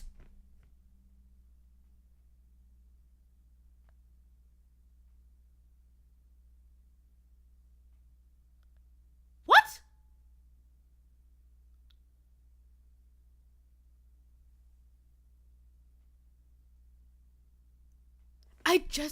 What the fuck? Run this back. Battle. But the power increase unfortunately didn't help, as Unicorn arrived with a canister containing the mermaid matron within. Now, at first, I thought the canisters might be corrupting the inhabitants, turning them into their Kashtira forms, but I don't think that's entirely accurate. These Crimson Conquerors seem to go around extracting resources, so what if negative emotions could be harvested from subjects to create a labor force? That's not even that far-fetched. Like Scareclaw, the act of causing fear in others, their world is called Reichphobia, the realm of fear, and Tear Laments, their sadness giving way to tears of beautiful pearls. Even the TCG translation of Kshatriy law reveals more information, as Ira is Latin for anger, fear, sadness, anger. 3 very potent, powerful, and dark emotions that are now being used against our protagonists. And to further this theory, we need look no further than Scareclaw Kashtira, as it looks like the lower half of Scareclaw Triheart. In its battle with Vsauce, the Interstellar Warriors seem to have won and purified them, creating Lightheart in the process. But what happened to the other half of Triheart? Well, it seems the Kashtira were making great use of it. Riseheart was not too pleased to see Vsauce cutting down their minions, so decided it was time to make a radical upgrade. The artwork of Kashtira Papyrus shows Riseheart absorbing some kind of green energy, which appears to come from the first world Parasos where Riseheart calls home.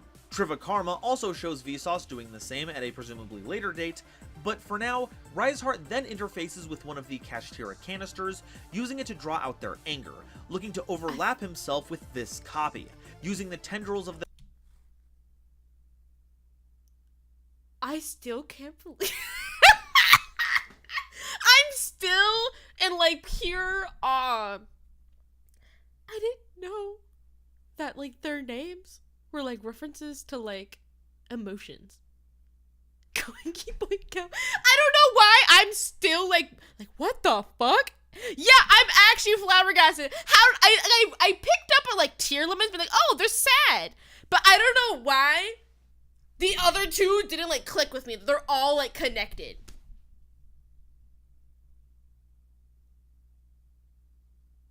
Oh my god. Oh my god. It is so cool. You just noticed again. Like I picked up on tier limits. Oh my god, their tears and lamenting. He's like sad. Their name means they're sad. Manadium? What does Manadium mean? What is Manadium? What? Their cosmic arm to make what is Manadium? What is their emotion? So far have had an extra deck form with 3000 attack as well as defense where applicable, and Kashtira overlap gives any of the base form monsters the power boost needed to match that. This process transforms Riseheart into their Ariseheart form, looking a lot more like the rest of the Kashtira.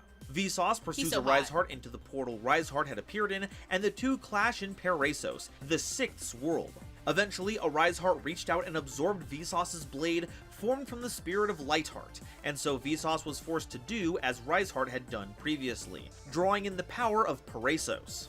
However, instead of trying to exhume its power and control it from the outside like Riseheart had, Vsauce kept it within, causing their cosmic arm to swell with dark energy, throwing a punch that collided with Ariseheart's, bringing this chapter of the Vsauce storyline to a close. The name Big Bang is indicative of a whole new universe being born, but we won't know what the story has in store for us until the next chapter. However, there are some small tidbits I'd like to mention before we leave.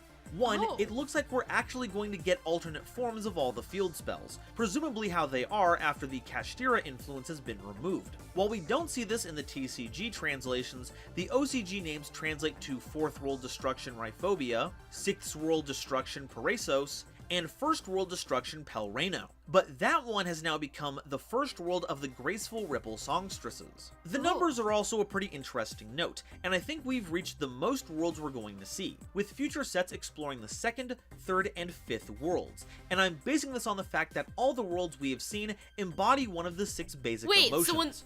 We've already seen fear. So when they so they had the fight with Ariseheart, right? World exploded. Is that when we go to Manadium? Because everyone's like, chill now? We're chilling? Is that... This lore is so short. I thought it'd be longer. I don't know why I thought like Starfrost lore was so long, but it's really not. Paradisus means paradise. AZT.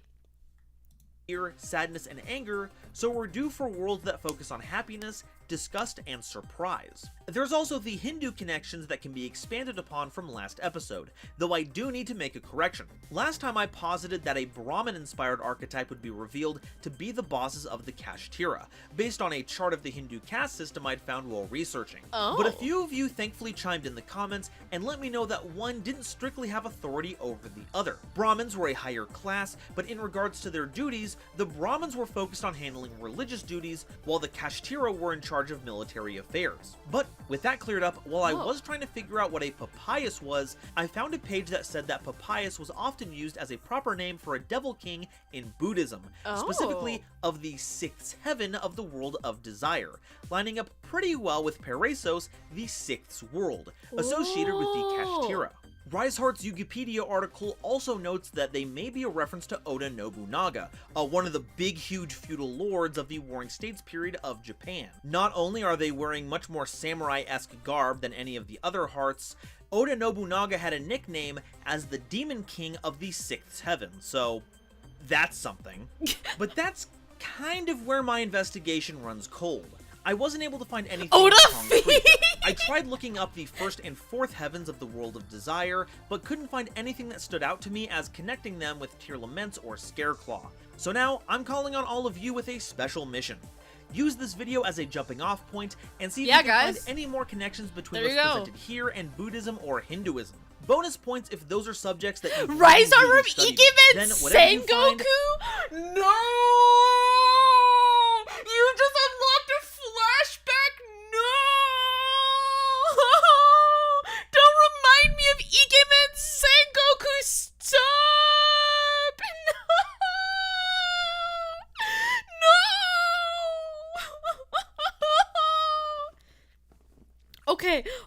Okay. So, this was like during like lockdown and COVID.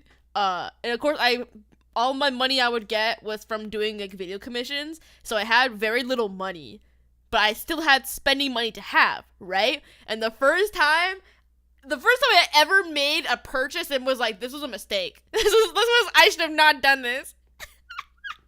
Was at the time I was really obsessed with Ikemen Sengoku. I was obsessed, right? Like I would like stay up till 3 a.m. for the clock to reset to get a news part of the story.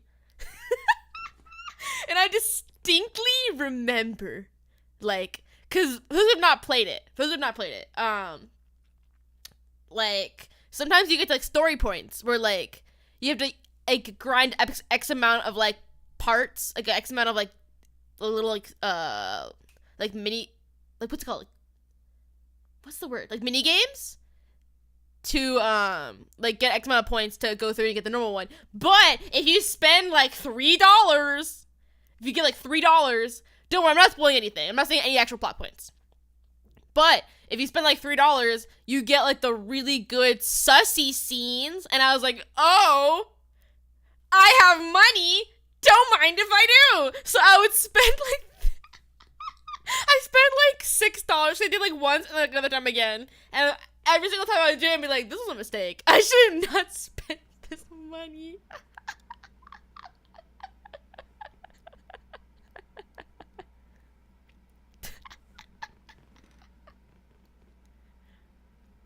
No, what? When I was little Babu, I could never afford them. But I could now.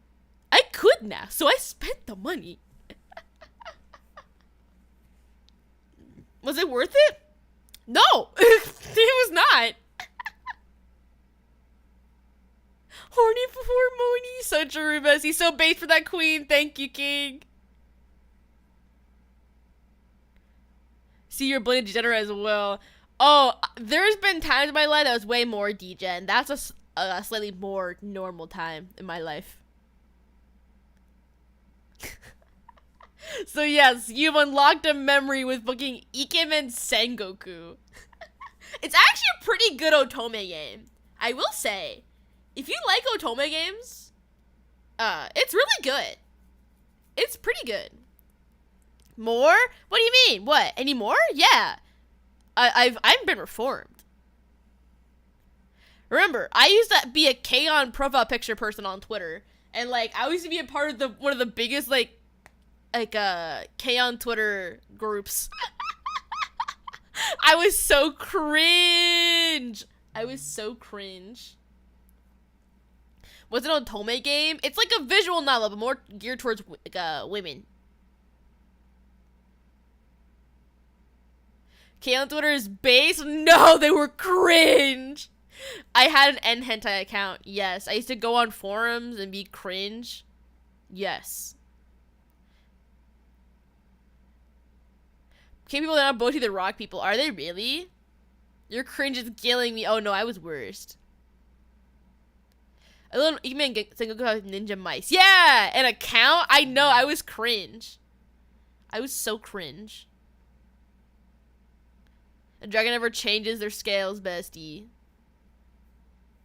Should I leave? What are you talking about? I'm fine.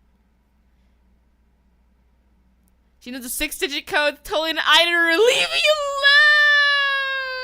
Leave me alone! Bochi fans aren't racist enough to be true K-on fans. No!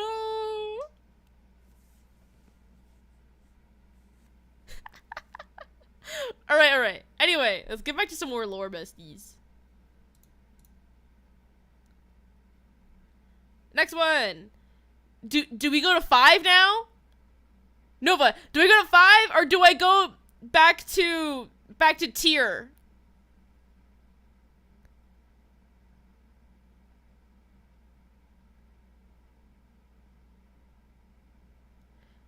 Wait, Nova, do I go to tier or do I go to part 5? 5 now? Okay. Hello everyone, Golden Nova here. Cyberstorm Access has been revealed for quite a while now, which means it's time for my favorite part of new releases, more lore. More lore! Today, we're going to follow up on our interdimensional warrior Vsauce, whose name I've pronounced like that for so long They're that lost I to us don't now, plan on really? changing it anytime soon. Or until I get some kind of confirmation for proper pronunciation.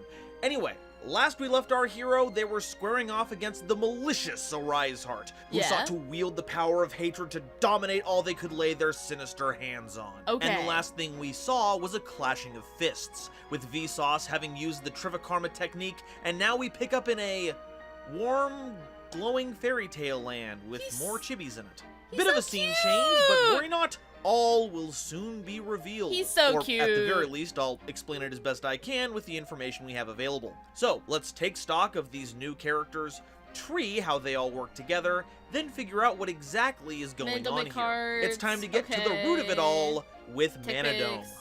Lore! Okay, we've covered all the Lore. cards and what you can do with them mechanically. Now it's time for what you all really came here for. Lore. Like I said at the top of the episode, we are currently in the aftermath of the clash between Vsauce and Arise Heart. The right arm of the cosmos wielded by our protagonist appears to have been shrouded in dark power, and via the card Kashtira Axtra, you can see that Vsauce won the battle. Not only does the art show fragments of Arise Heart being absorbed, the card itself is triggered when a Kashtira Xyz monster is destroyed. But the cost may have been too great. Because what happens when you activate Axtra is bad news, as it brings forth the terrifying vicious Astraud, the form of Vsauce after having absorbed their 3 heart counterparts. And that's not just speculation, everything from the art to the mechanics reinforce this reading. While its fusion material being a Vsauce and 3 monsters with 1500 attack and 2100 defense would have been much more accurate, the fact that it requires even is a huge hint. And incorporating Vsauce's effect to gain attack by destroying something is a nice touch. The art also has a slew of clues, from the blatant hound sword that's evocative of Triheart to the more subtle whip spears of Kaleido Heart. Arise Heart appears to be missing from this arrangement, but the wings on Astraud are a deep red and share some resemblance to Arise's. But what I like most are the 4 sparks hovering around Astraud's right claw, the same comet-shaped flames that we've seen in many cards before, when Vsauce was traveling throughout the universe. And we can tell which flame belongs to who because of the color of each of their hair.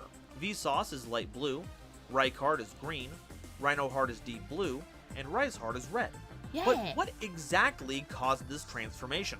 Well, I have 2 theories. One is that Vsauce has been overloaded, and the large intake of power, not to mention the psyches of 3 other beings, has caused so like Vsauce Zark, I'm telling you, this isn't Arc 5! This is just Arc 5! What I find more compelling is that this is Arise's last gambit. Oh, Rykart's a himbo. He is! The power of other hearts, as seen in Scareclaw Defang. So while Arise was defeated in battle, their essence may still be around, acting on its own free It's a will. Zark. Literally, Kind of like this how plot Lightheart is just still Arc their own 5. entity, even It's after just being Arc defeated. 5, And once they've but been people absorbed, like it more because it's in Arise Heart begins TCG to and not exert anime. control, resulting in this abomination. This is actually good on like Arc But 5. You see what does I this mean? mean for- You see what I mean? I was literally just saying 10 seconds as a man. People will like this more though because it's not anime. It's the same story. It literally is. is! It's the same plot. I proved my point. Vito is less of a dork than Yuya. Yeah, useful baby. This is Arc 5, but good? Arc 5. I'm really, yeah, Arc 5 is good, but I wouldn't say Arc 5 is that great. Yeah, Arc 5 for me, it started out really good, but then the synchro arc just kept dragging. I'm like, can we just go now? But the music's so good in Arc 5, the character's so good, but everything else, I'm just like, can we just go? Can we just go? So I would just say overall, Arc 5 is decent. It is okay. Arc 5 was actually 5 of them. Let me just start a Dimension movie for Arc 5 being ass. Wait, why? What do you mean Dark Side Dimension for letting DDoS or DSOD for Arc 5?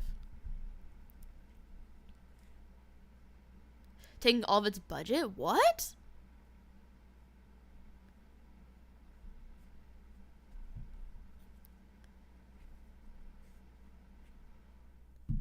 The second part had mistakes. Same studio had to be developed at the same time, so DSOD took away from large features from Arc 5. Really? I didn't know that. Whack. Yeah, I feel like Arc 5 started out so good, and then the Synchro Stock part what was it, Synchro Saga? Just took so long. I haven't even left that part yet. I'm like really far into Arc 5, and I'm still at the Synchro part. It's so long. Anyway, back to this. Land of the Manor Dome, and the fifth world of destruction. This is set up to be another world akin to the others, but given what we see, I think it's safe to assume that Calirium is the internal world of Vsauce, not its own specific world. First off, let's take a look at Riemhart, who looks exactly like Vsauce. Okay, that's not really groundbreaking considering the clones, but this looks almost exactly alike. Normally, the clones have a different hairstyle and clothing and other accessories, and yeah, the hair here is slightly different, the bangs are a bit diverging, and Riemhart has that kickin' ponytail, but the armor is exactly the same, the only difference appearing to be the greaves that Riemhart has. Although there is one other key piece missing from their ensemble, Riemhart doesn't have the right arm of the cosmos, which to me makes sense in this context. The arm appears to be the focal point that absorbs the other hearts, but as a creature of Vsauce's mind, they wouldn't exactly need that. But the final thing about Riemhart that cinches it for me is that constant golden glow, which just feels very ephemeral. But what about the rest of the Manor Dome?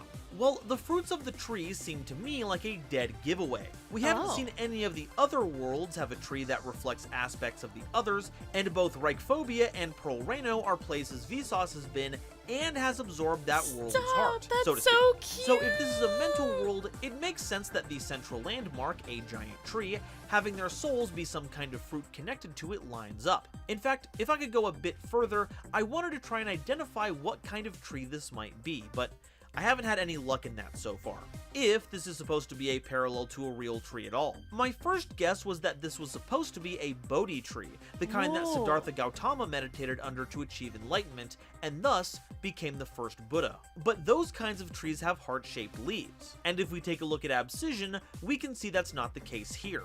The closest plant that these flowers look like are lotuses, which don't grow on trees, so I feel a little silly putting so much stock in it here, but they are associated with spiritual awakenings and enlightenment. True. This could indicate that the tiny creatures within the flowers are nascent reincarnations of the other hearts, elevating them to a higher plane by shedding them of their worldly desires. But again, this is in fact more of an educated hypothesis. Now, having hopefully established that we are now inside the mind of Vsauce, we can better understand why Vicious Estroud is making an appearance here.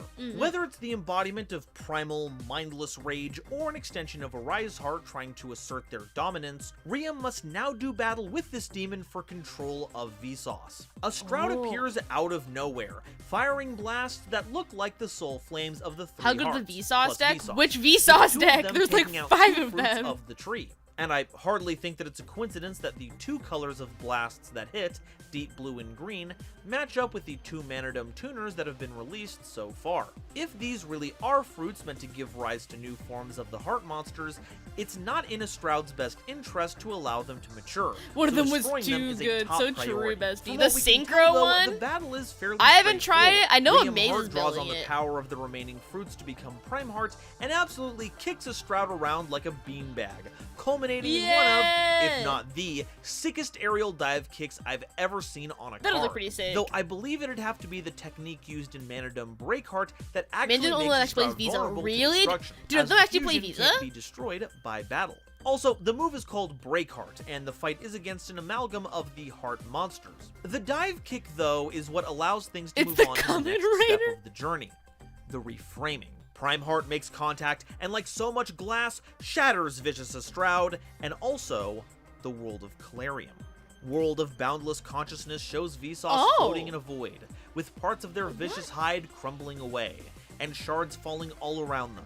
And the most prominent shard of them all is the Tree of Calarium. And in this world, where consciousness has no end, this starbound warrior has infinite possibilities stretched out before him.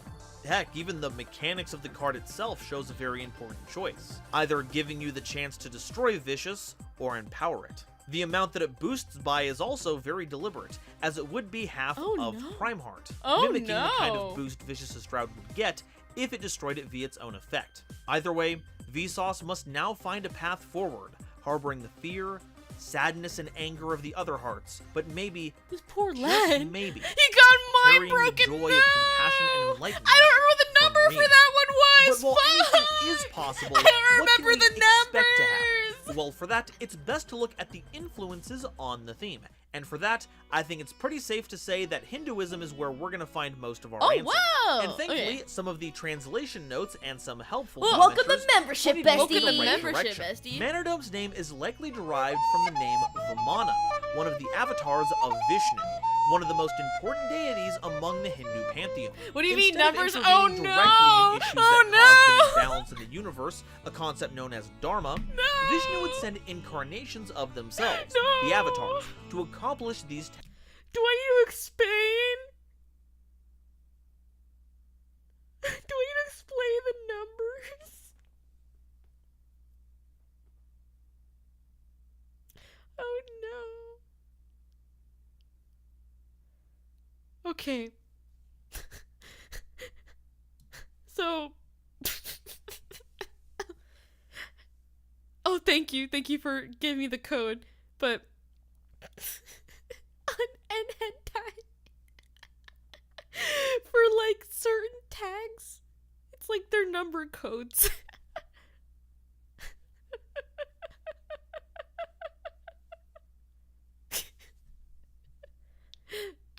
I'm so sorry. tasks instead. Notably, Vamana is the fifth of these avatars, which lines up with the fact that Calarium, the field spell for Manadome, is the fifth world of destruction, which is a detail on all the field spells that you would only know if you read the translations. I am once again very upset with how the TCG has handled this localization. And if you look into this more, you get some other awesome references. Not the boobs! Oh my god. The task Vamana is most known for is taking back the Trilokia from King Mahabali to restore cosmic order. Trilokia as a concept has been used to refer to a number of different trios of things, but in general, it means the three spheres. And while there's only been 2 spheres introduced as monsters in Manadomes, Meek and Hearless, I wouldn't be surprised if there was a third one representing Riseheart somewhere on the tree, probably called Hangry. You can also even see a third fruit in the field spell's art. So this battle against Vicious is probably meant to emulate taking back those spheres. And I love how the story goes. Basically, Mahabali is giving out gifts because of their Look at great hear him clap like, conquest, alright, and it's time. Vamana, who's a dwarf, asks for but 3 steps of land. Whatever they can step on, he gets. And Bahamali is like, Hey, yeah, yo, sure. is that a super Their feet jet? are even smaller than usual, I'm so sorry, they'll but take the way even he less says land. Visas, Go I'm ahead. thinking of Now, Vsauce Bahamali's or even advisors Vinny Van catch on to Sauce. this and attempt to warn him away from agreeing to this, but, you know, this is the great Bahamali, right? What could possibly stand in his way, right? But once the agreement is struck, Vamana takes on the cosmologically large size of Vishnu and uses one step each to cover all 3 spheres. One for heaven, one for earth, and one for the nether realms. And just like that, boom, problem solved, cosmic order restored. So this is why the 2 Mana Dome tuners are so small, because it's a reference to Vamana's size, and why Reamheart and Primeheart have such a focus on Greaves and Kicks, because of the steps. And get this, the gigantic form of Vamana is called the Trivikrama. You know, like the trap card from the last set, Trivikarma. Absorbing power to defeat a wicked ruler seems pretty on point, and this might also cast Riseheart in the role of Mahabali. It's amazing, simply amazing. I'd also like to really quickly touch on the other worlds now that I've learned about these connections. Palreino is the first world, which lines up with the first avatar of Vishnu, Matsya, who's depicted as half fish. So, you know, like a mermaid. The story features a fish that asks a king for shelter until it grows enough to fend for itself, and will help the king survive a catastrophic flood in the future. And Palreino is pretty flooded, as it turns out. Vsauce's battle against Kaleidoheart might be a vague attempt to mirror this story, because if Vsauce is membership, bestie, the king and Kaleidoheart, so it really is Kamen Rider. Is Kamen Rider like this? Give Kit Kalos enough time to find the strength to take down Kaleidoheart themselves, growing into rule Kalos. The king, having survived this flood, lives on to foster a new generation of humanity. Is that what Kamen Rider's like ever watched before? Why Tearlaments get a new field spell to show off the more peaceful future ahead for them. The 4th world is Reichphobia, which lines up with the 4th avatar of Vishnu, Narasimha. Catch me at Pellerino with my wife. What wives are all banned? They're often depicted with 3 eyes, which is probably the inspiration for the 3-headed Triform. Narashima's primary accomplishment is the defeat of the Ashura Hiranyakashipu, who had received a blessing from another god, Brahma, which granted him basically conditional invulnerability. Get this, they couldn't be killed during the day or night, inside or outside a house, either in the sky or on land, in heaven or hell, by any weapon, nor by man, animal, deva, or ashura. So Narasimha basically finds a midpoint between all of these conditions, meets them all at once, then kills the guy. He does the deed at dawn, or dusk, I couldn't confirm that, at the threshold of a house, on Nova, what is that? Nova, what is this? What? Nova, what is that? What is it covering? Nova! Nova, what is that? What is that?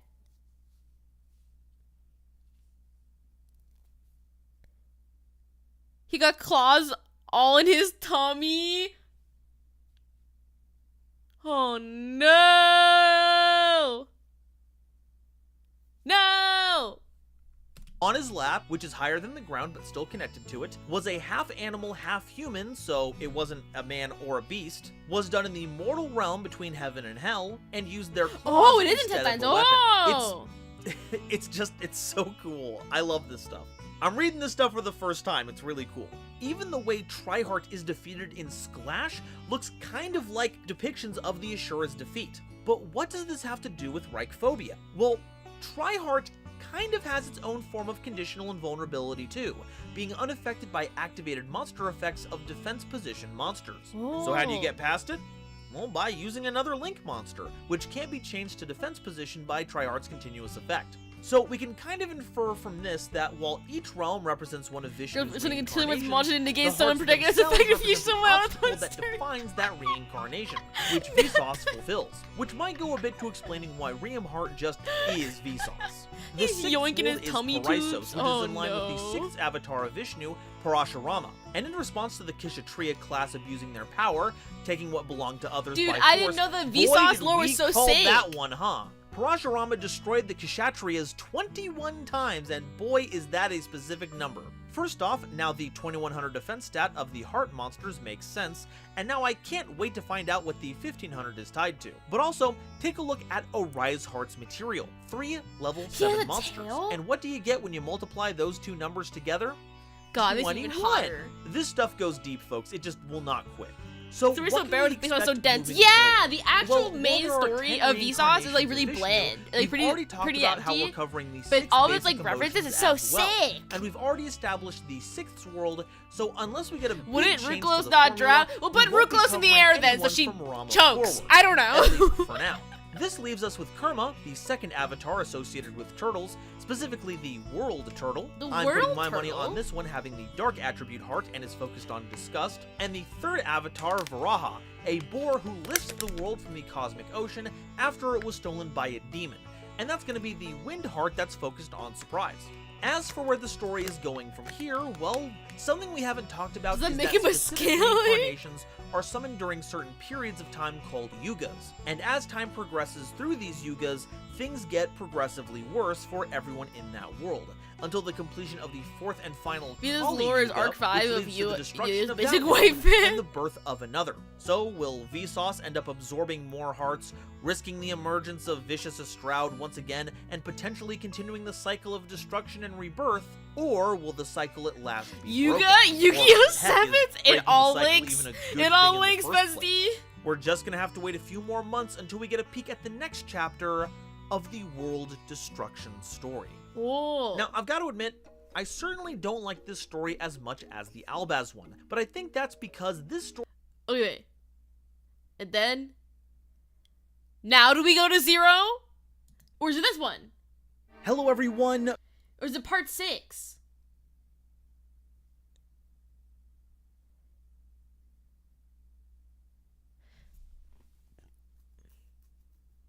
You're returning to a stream. You're my first VTuber. Oh, Brandon, that's so cute! Thank you, bestie. I hope things are getting better for you. And I love and chew. And welcome back to membership. It's been a whole year. Holy shit.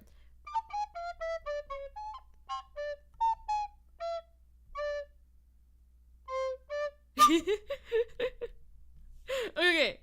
Now we're on 6. Lore. So that's all the cards, and because they're meant to be used as needed to either enhance existing themes or facilitate a big combo conglomerate, I think we should skip the usual tech pick section and move on to the lore. Part 5 thumbnail. Oh, that looks sick! I wish you can see it better. That's sick. Welcome to membership, bestie! For a detailed rundown of what's happening so far, check out the playlist linked here for more videos on the subject. The playlist that we're in like right I said now? at the beginning, our story finds us with Vsauce, having finally defeated Vicious He's Astrolabe, saying it right now. and is at I'm so a crossroads. With all the versions combined in a single place, Vsauce has a tremendous amount of power at their disposal. But to what end should it be used for?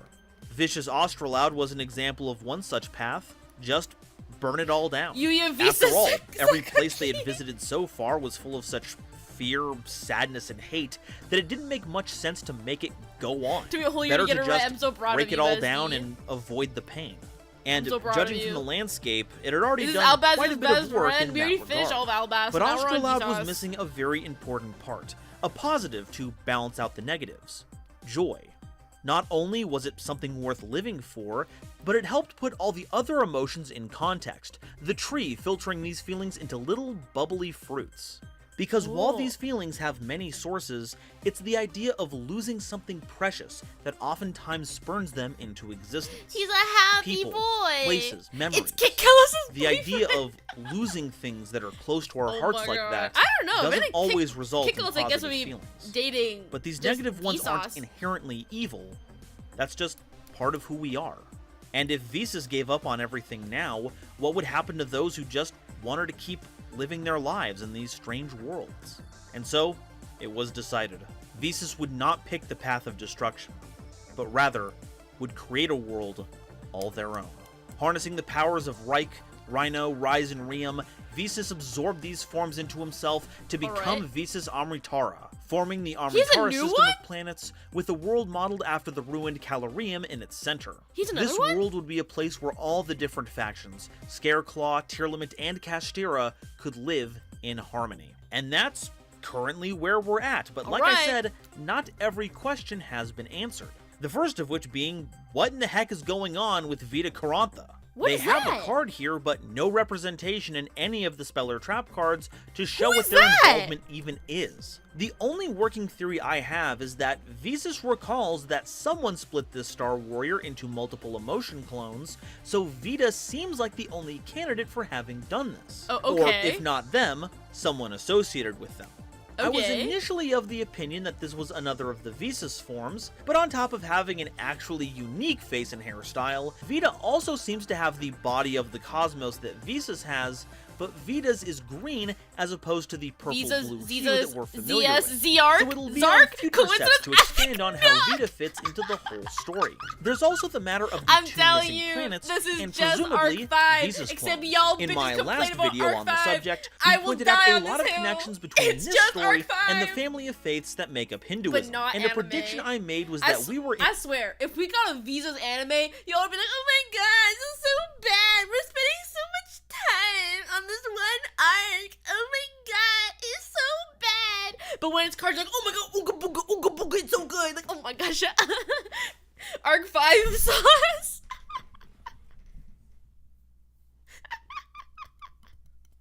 But Arc 5 they're complaining, yeah. in for 2 more worlds, and thus Visa's Visa clone. is Zark, The second, which would have Vizark, Karma, confirmed? and Vraha, the third. And if the story ends the way it does right now, Get me I out call of the that a secret pretty big dimension. missed opportunity. Thankfully, though, I think we've still got some time left before we have to say goodbye to Visas. The art for pristine planet Amritara shows 7 heavenly bodies. Which tournament I'm arc are we confident in now? saying Get that us the out of collection here. of them can be called Amritara, though the main world in the center could also be called that, kind of like it's the planet Amritara No in way. the Amritara Force going to make system. that an anime This for you, leaves bro. 6 surrounding bodies with some familiar colors. Green is probably This Reichphobia, dude on the red is tournament arc is this Rixoth, big old and piety purple is feast the new fest. So Tearlaments true, Perlegia. bestie. They took Formerly way too long Orena. in that This Tearlaments leaves us arc. with the Get them menacing bitches Shadow out of Planet, there.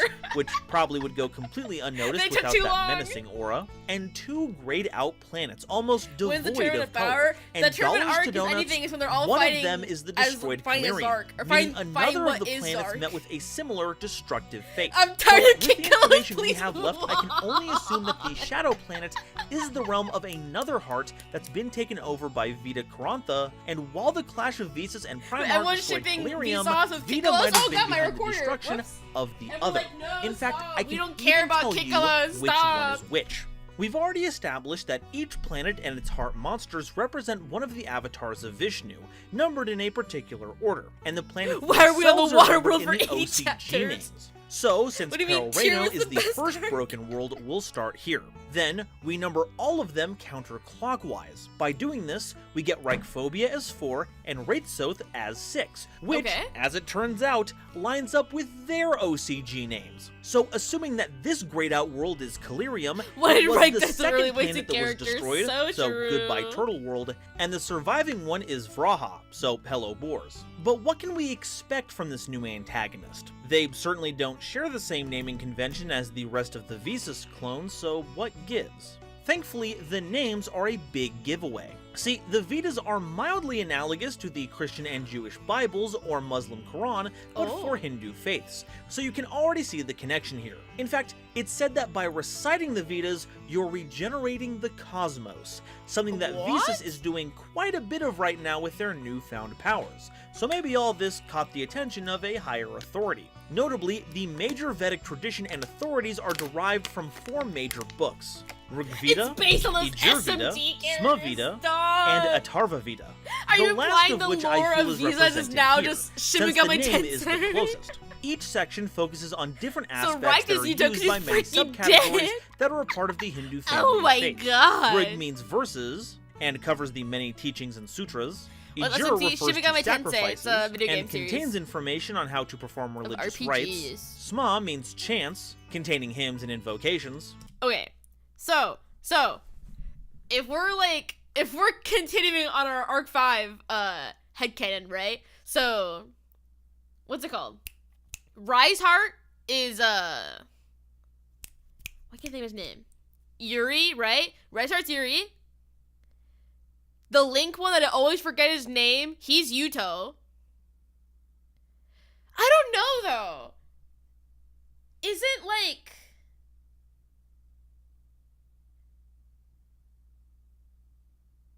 I I don't know. Who would Yugo be?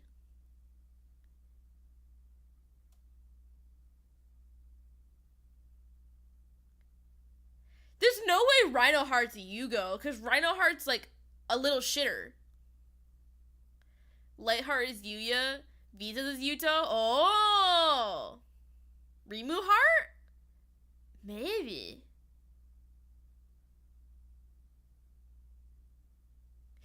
You guys collide a heart because they're both forgettable. What the fuck? Rimu Heart's Yugo.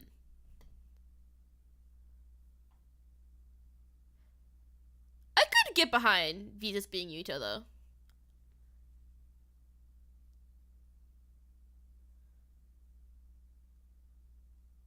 Yeah, so we do Lightheart is Yuya, Visa is Yuto, and that would make what?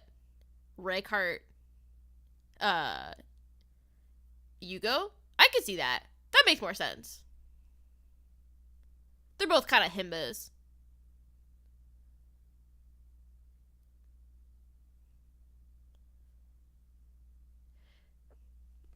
Yuri is Tearlaments? No, he's Riseheart. Lightheart's Yuto, Rhinoheart is Yugo. Mandium is Yuya? This is so hard to pick. There's 5 at that point then. Yeah. Vita's Zark. Zark was good. No, Zark's so silly. What do you mean? Zark's so silly.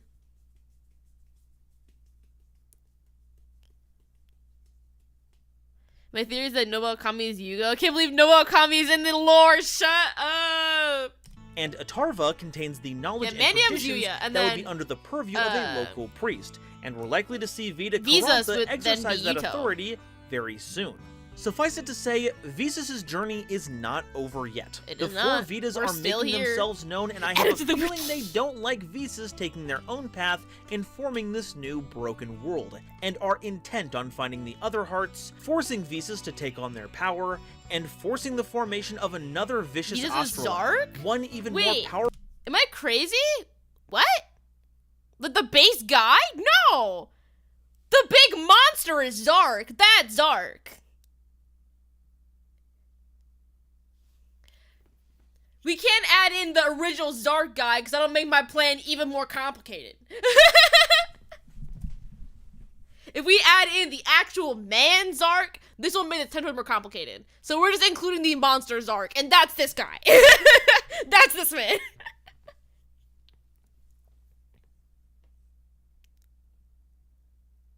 Yeah, I know Zark was a regular guy, but if we throw in the regular guy Zark, it makes us even more complicated. I'm just trying my best to pinch my lore together. Powerful than the last to complete the cycle and bring about this universe's version of the Kali Yuga.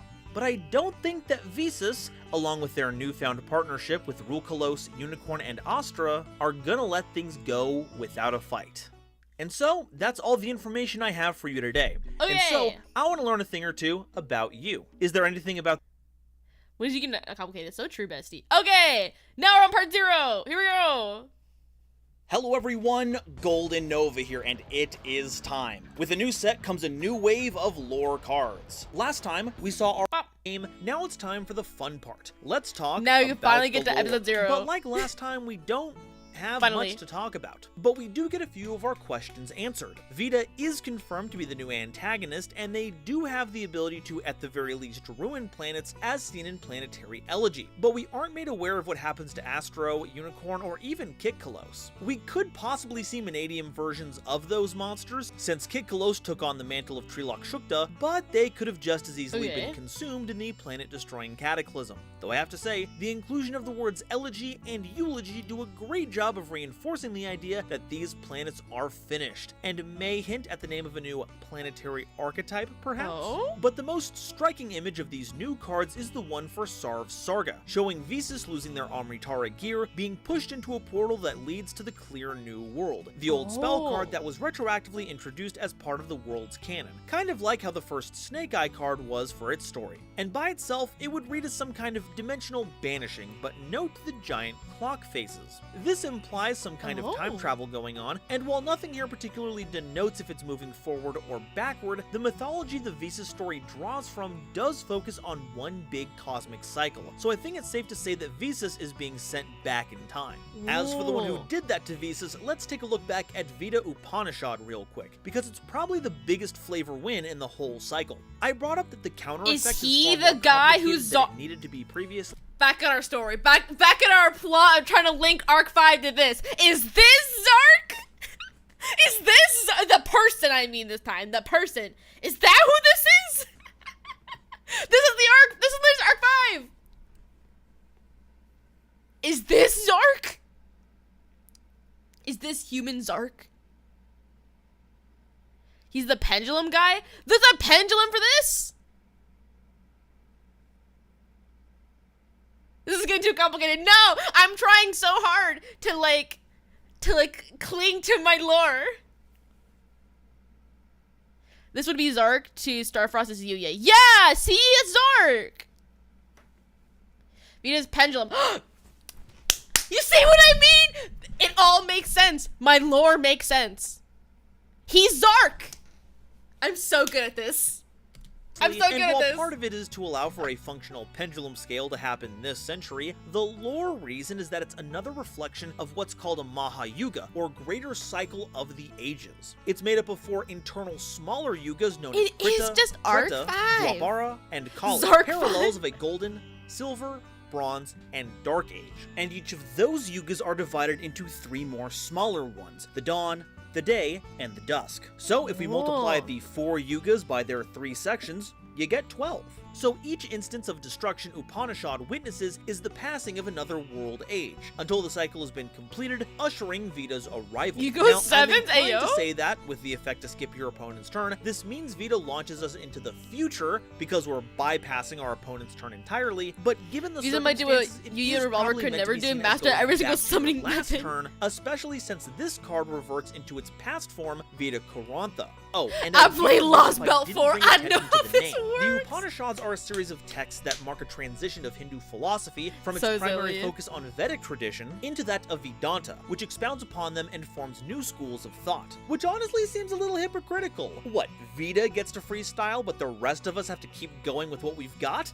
That's rude. I think our karma's a little better than that. Love you. Speaking of Trilok Shukta, I couldn't find anything when looking for the name alone, but I did get a lot of results for Trishula, which you might know as the most powerful ice barrier dragon. It's but it me! turns out that those 3 were named after legendary weapons. And it just so happens that the Trishula is a divine trident used by Shiva. So if we get the Vanadium versions of Astra and Unicorn, their names could similarly be influenced by those weapons. Now, another term you might have picked up on is my Samsara. cousin. It's a concept you might have brushed up against if you've played Yu-Gi-Oh! For a bit. Samsara is a cycle of rebirth, with your destination in the cycle being determined by your karma. Visas Samsara does a good job of establishing this by shuffling away all your Visas monsters in rotation, effectively setting you back to square one. But what about the trap card Loka Samsara? Well, Aokami are reference planes in of Yu-Gi-Oh! existence. Ayo? They can represent worlds, dimensions, universes, that sort of thing. So Loka The Samsara cousin, yeah, the would cousin thing roughly when we did translate to the rebirth of the universe. dual And terminal with lore Vita at the video. center of it, it's not lore good stream. news for any of us. We made and I've got to Trish say, my it's cousin. even more worrying that Vita isn't looking at all these images with a smug grin like in the rest of his cards. He's not satisfied with how things are going. He actually looks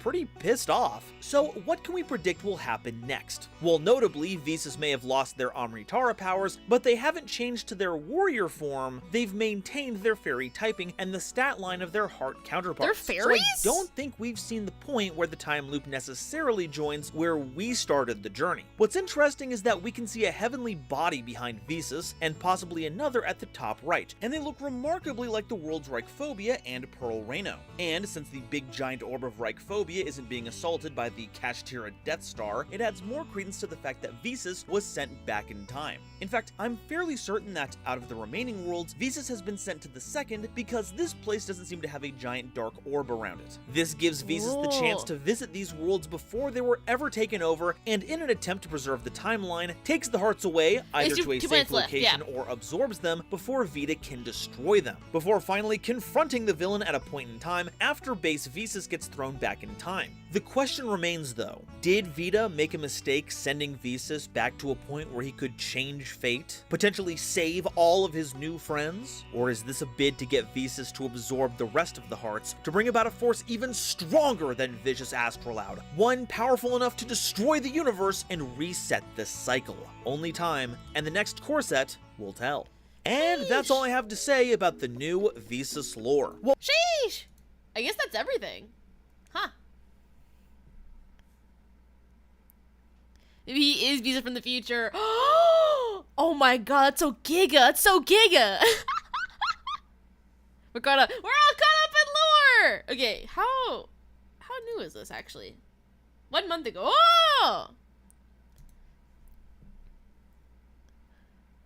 Rip rituals deserve better. What do you mean? Rituals are still kind of alive. Drytron does things sometimes.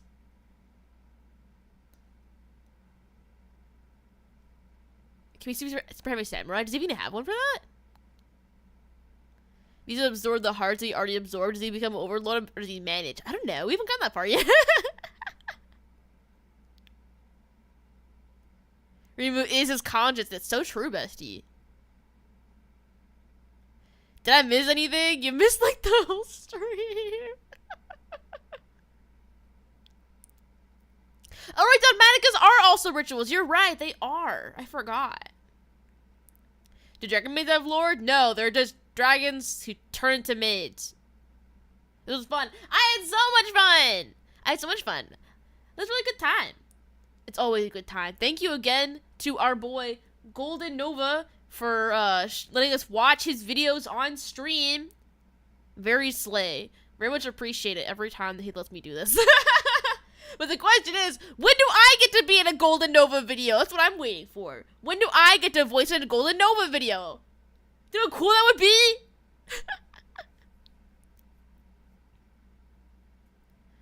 You mean Hungry Burger lore? Yeah! When's Konami? When we getting that? That's the question. Yeah, that's the question. When do I get to be in it? Neg Visa's lore? If we get ladies in, I guess. Do you have an archetype you want to talk about? Wait, we can do lab lore! Oh my god. Wait, you're so silly! Oh my god. We can discuss later. Oh, true, when the new Trish stuff comes out. Yeah. Yes, yeah! Okay. Let's see who's streaming, and if someone's streaming, we can raid them, and if they're not streaming, there's no raids. Let me see who's streaming. Let's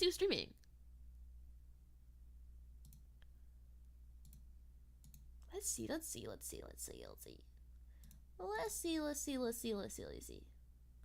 Oh!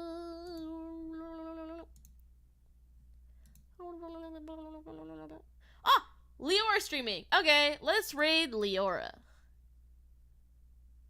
What? I love. And chew. And I'll see you guys tomorrow. Okay. Bye-bye.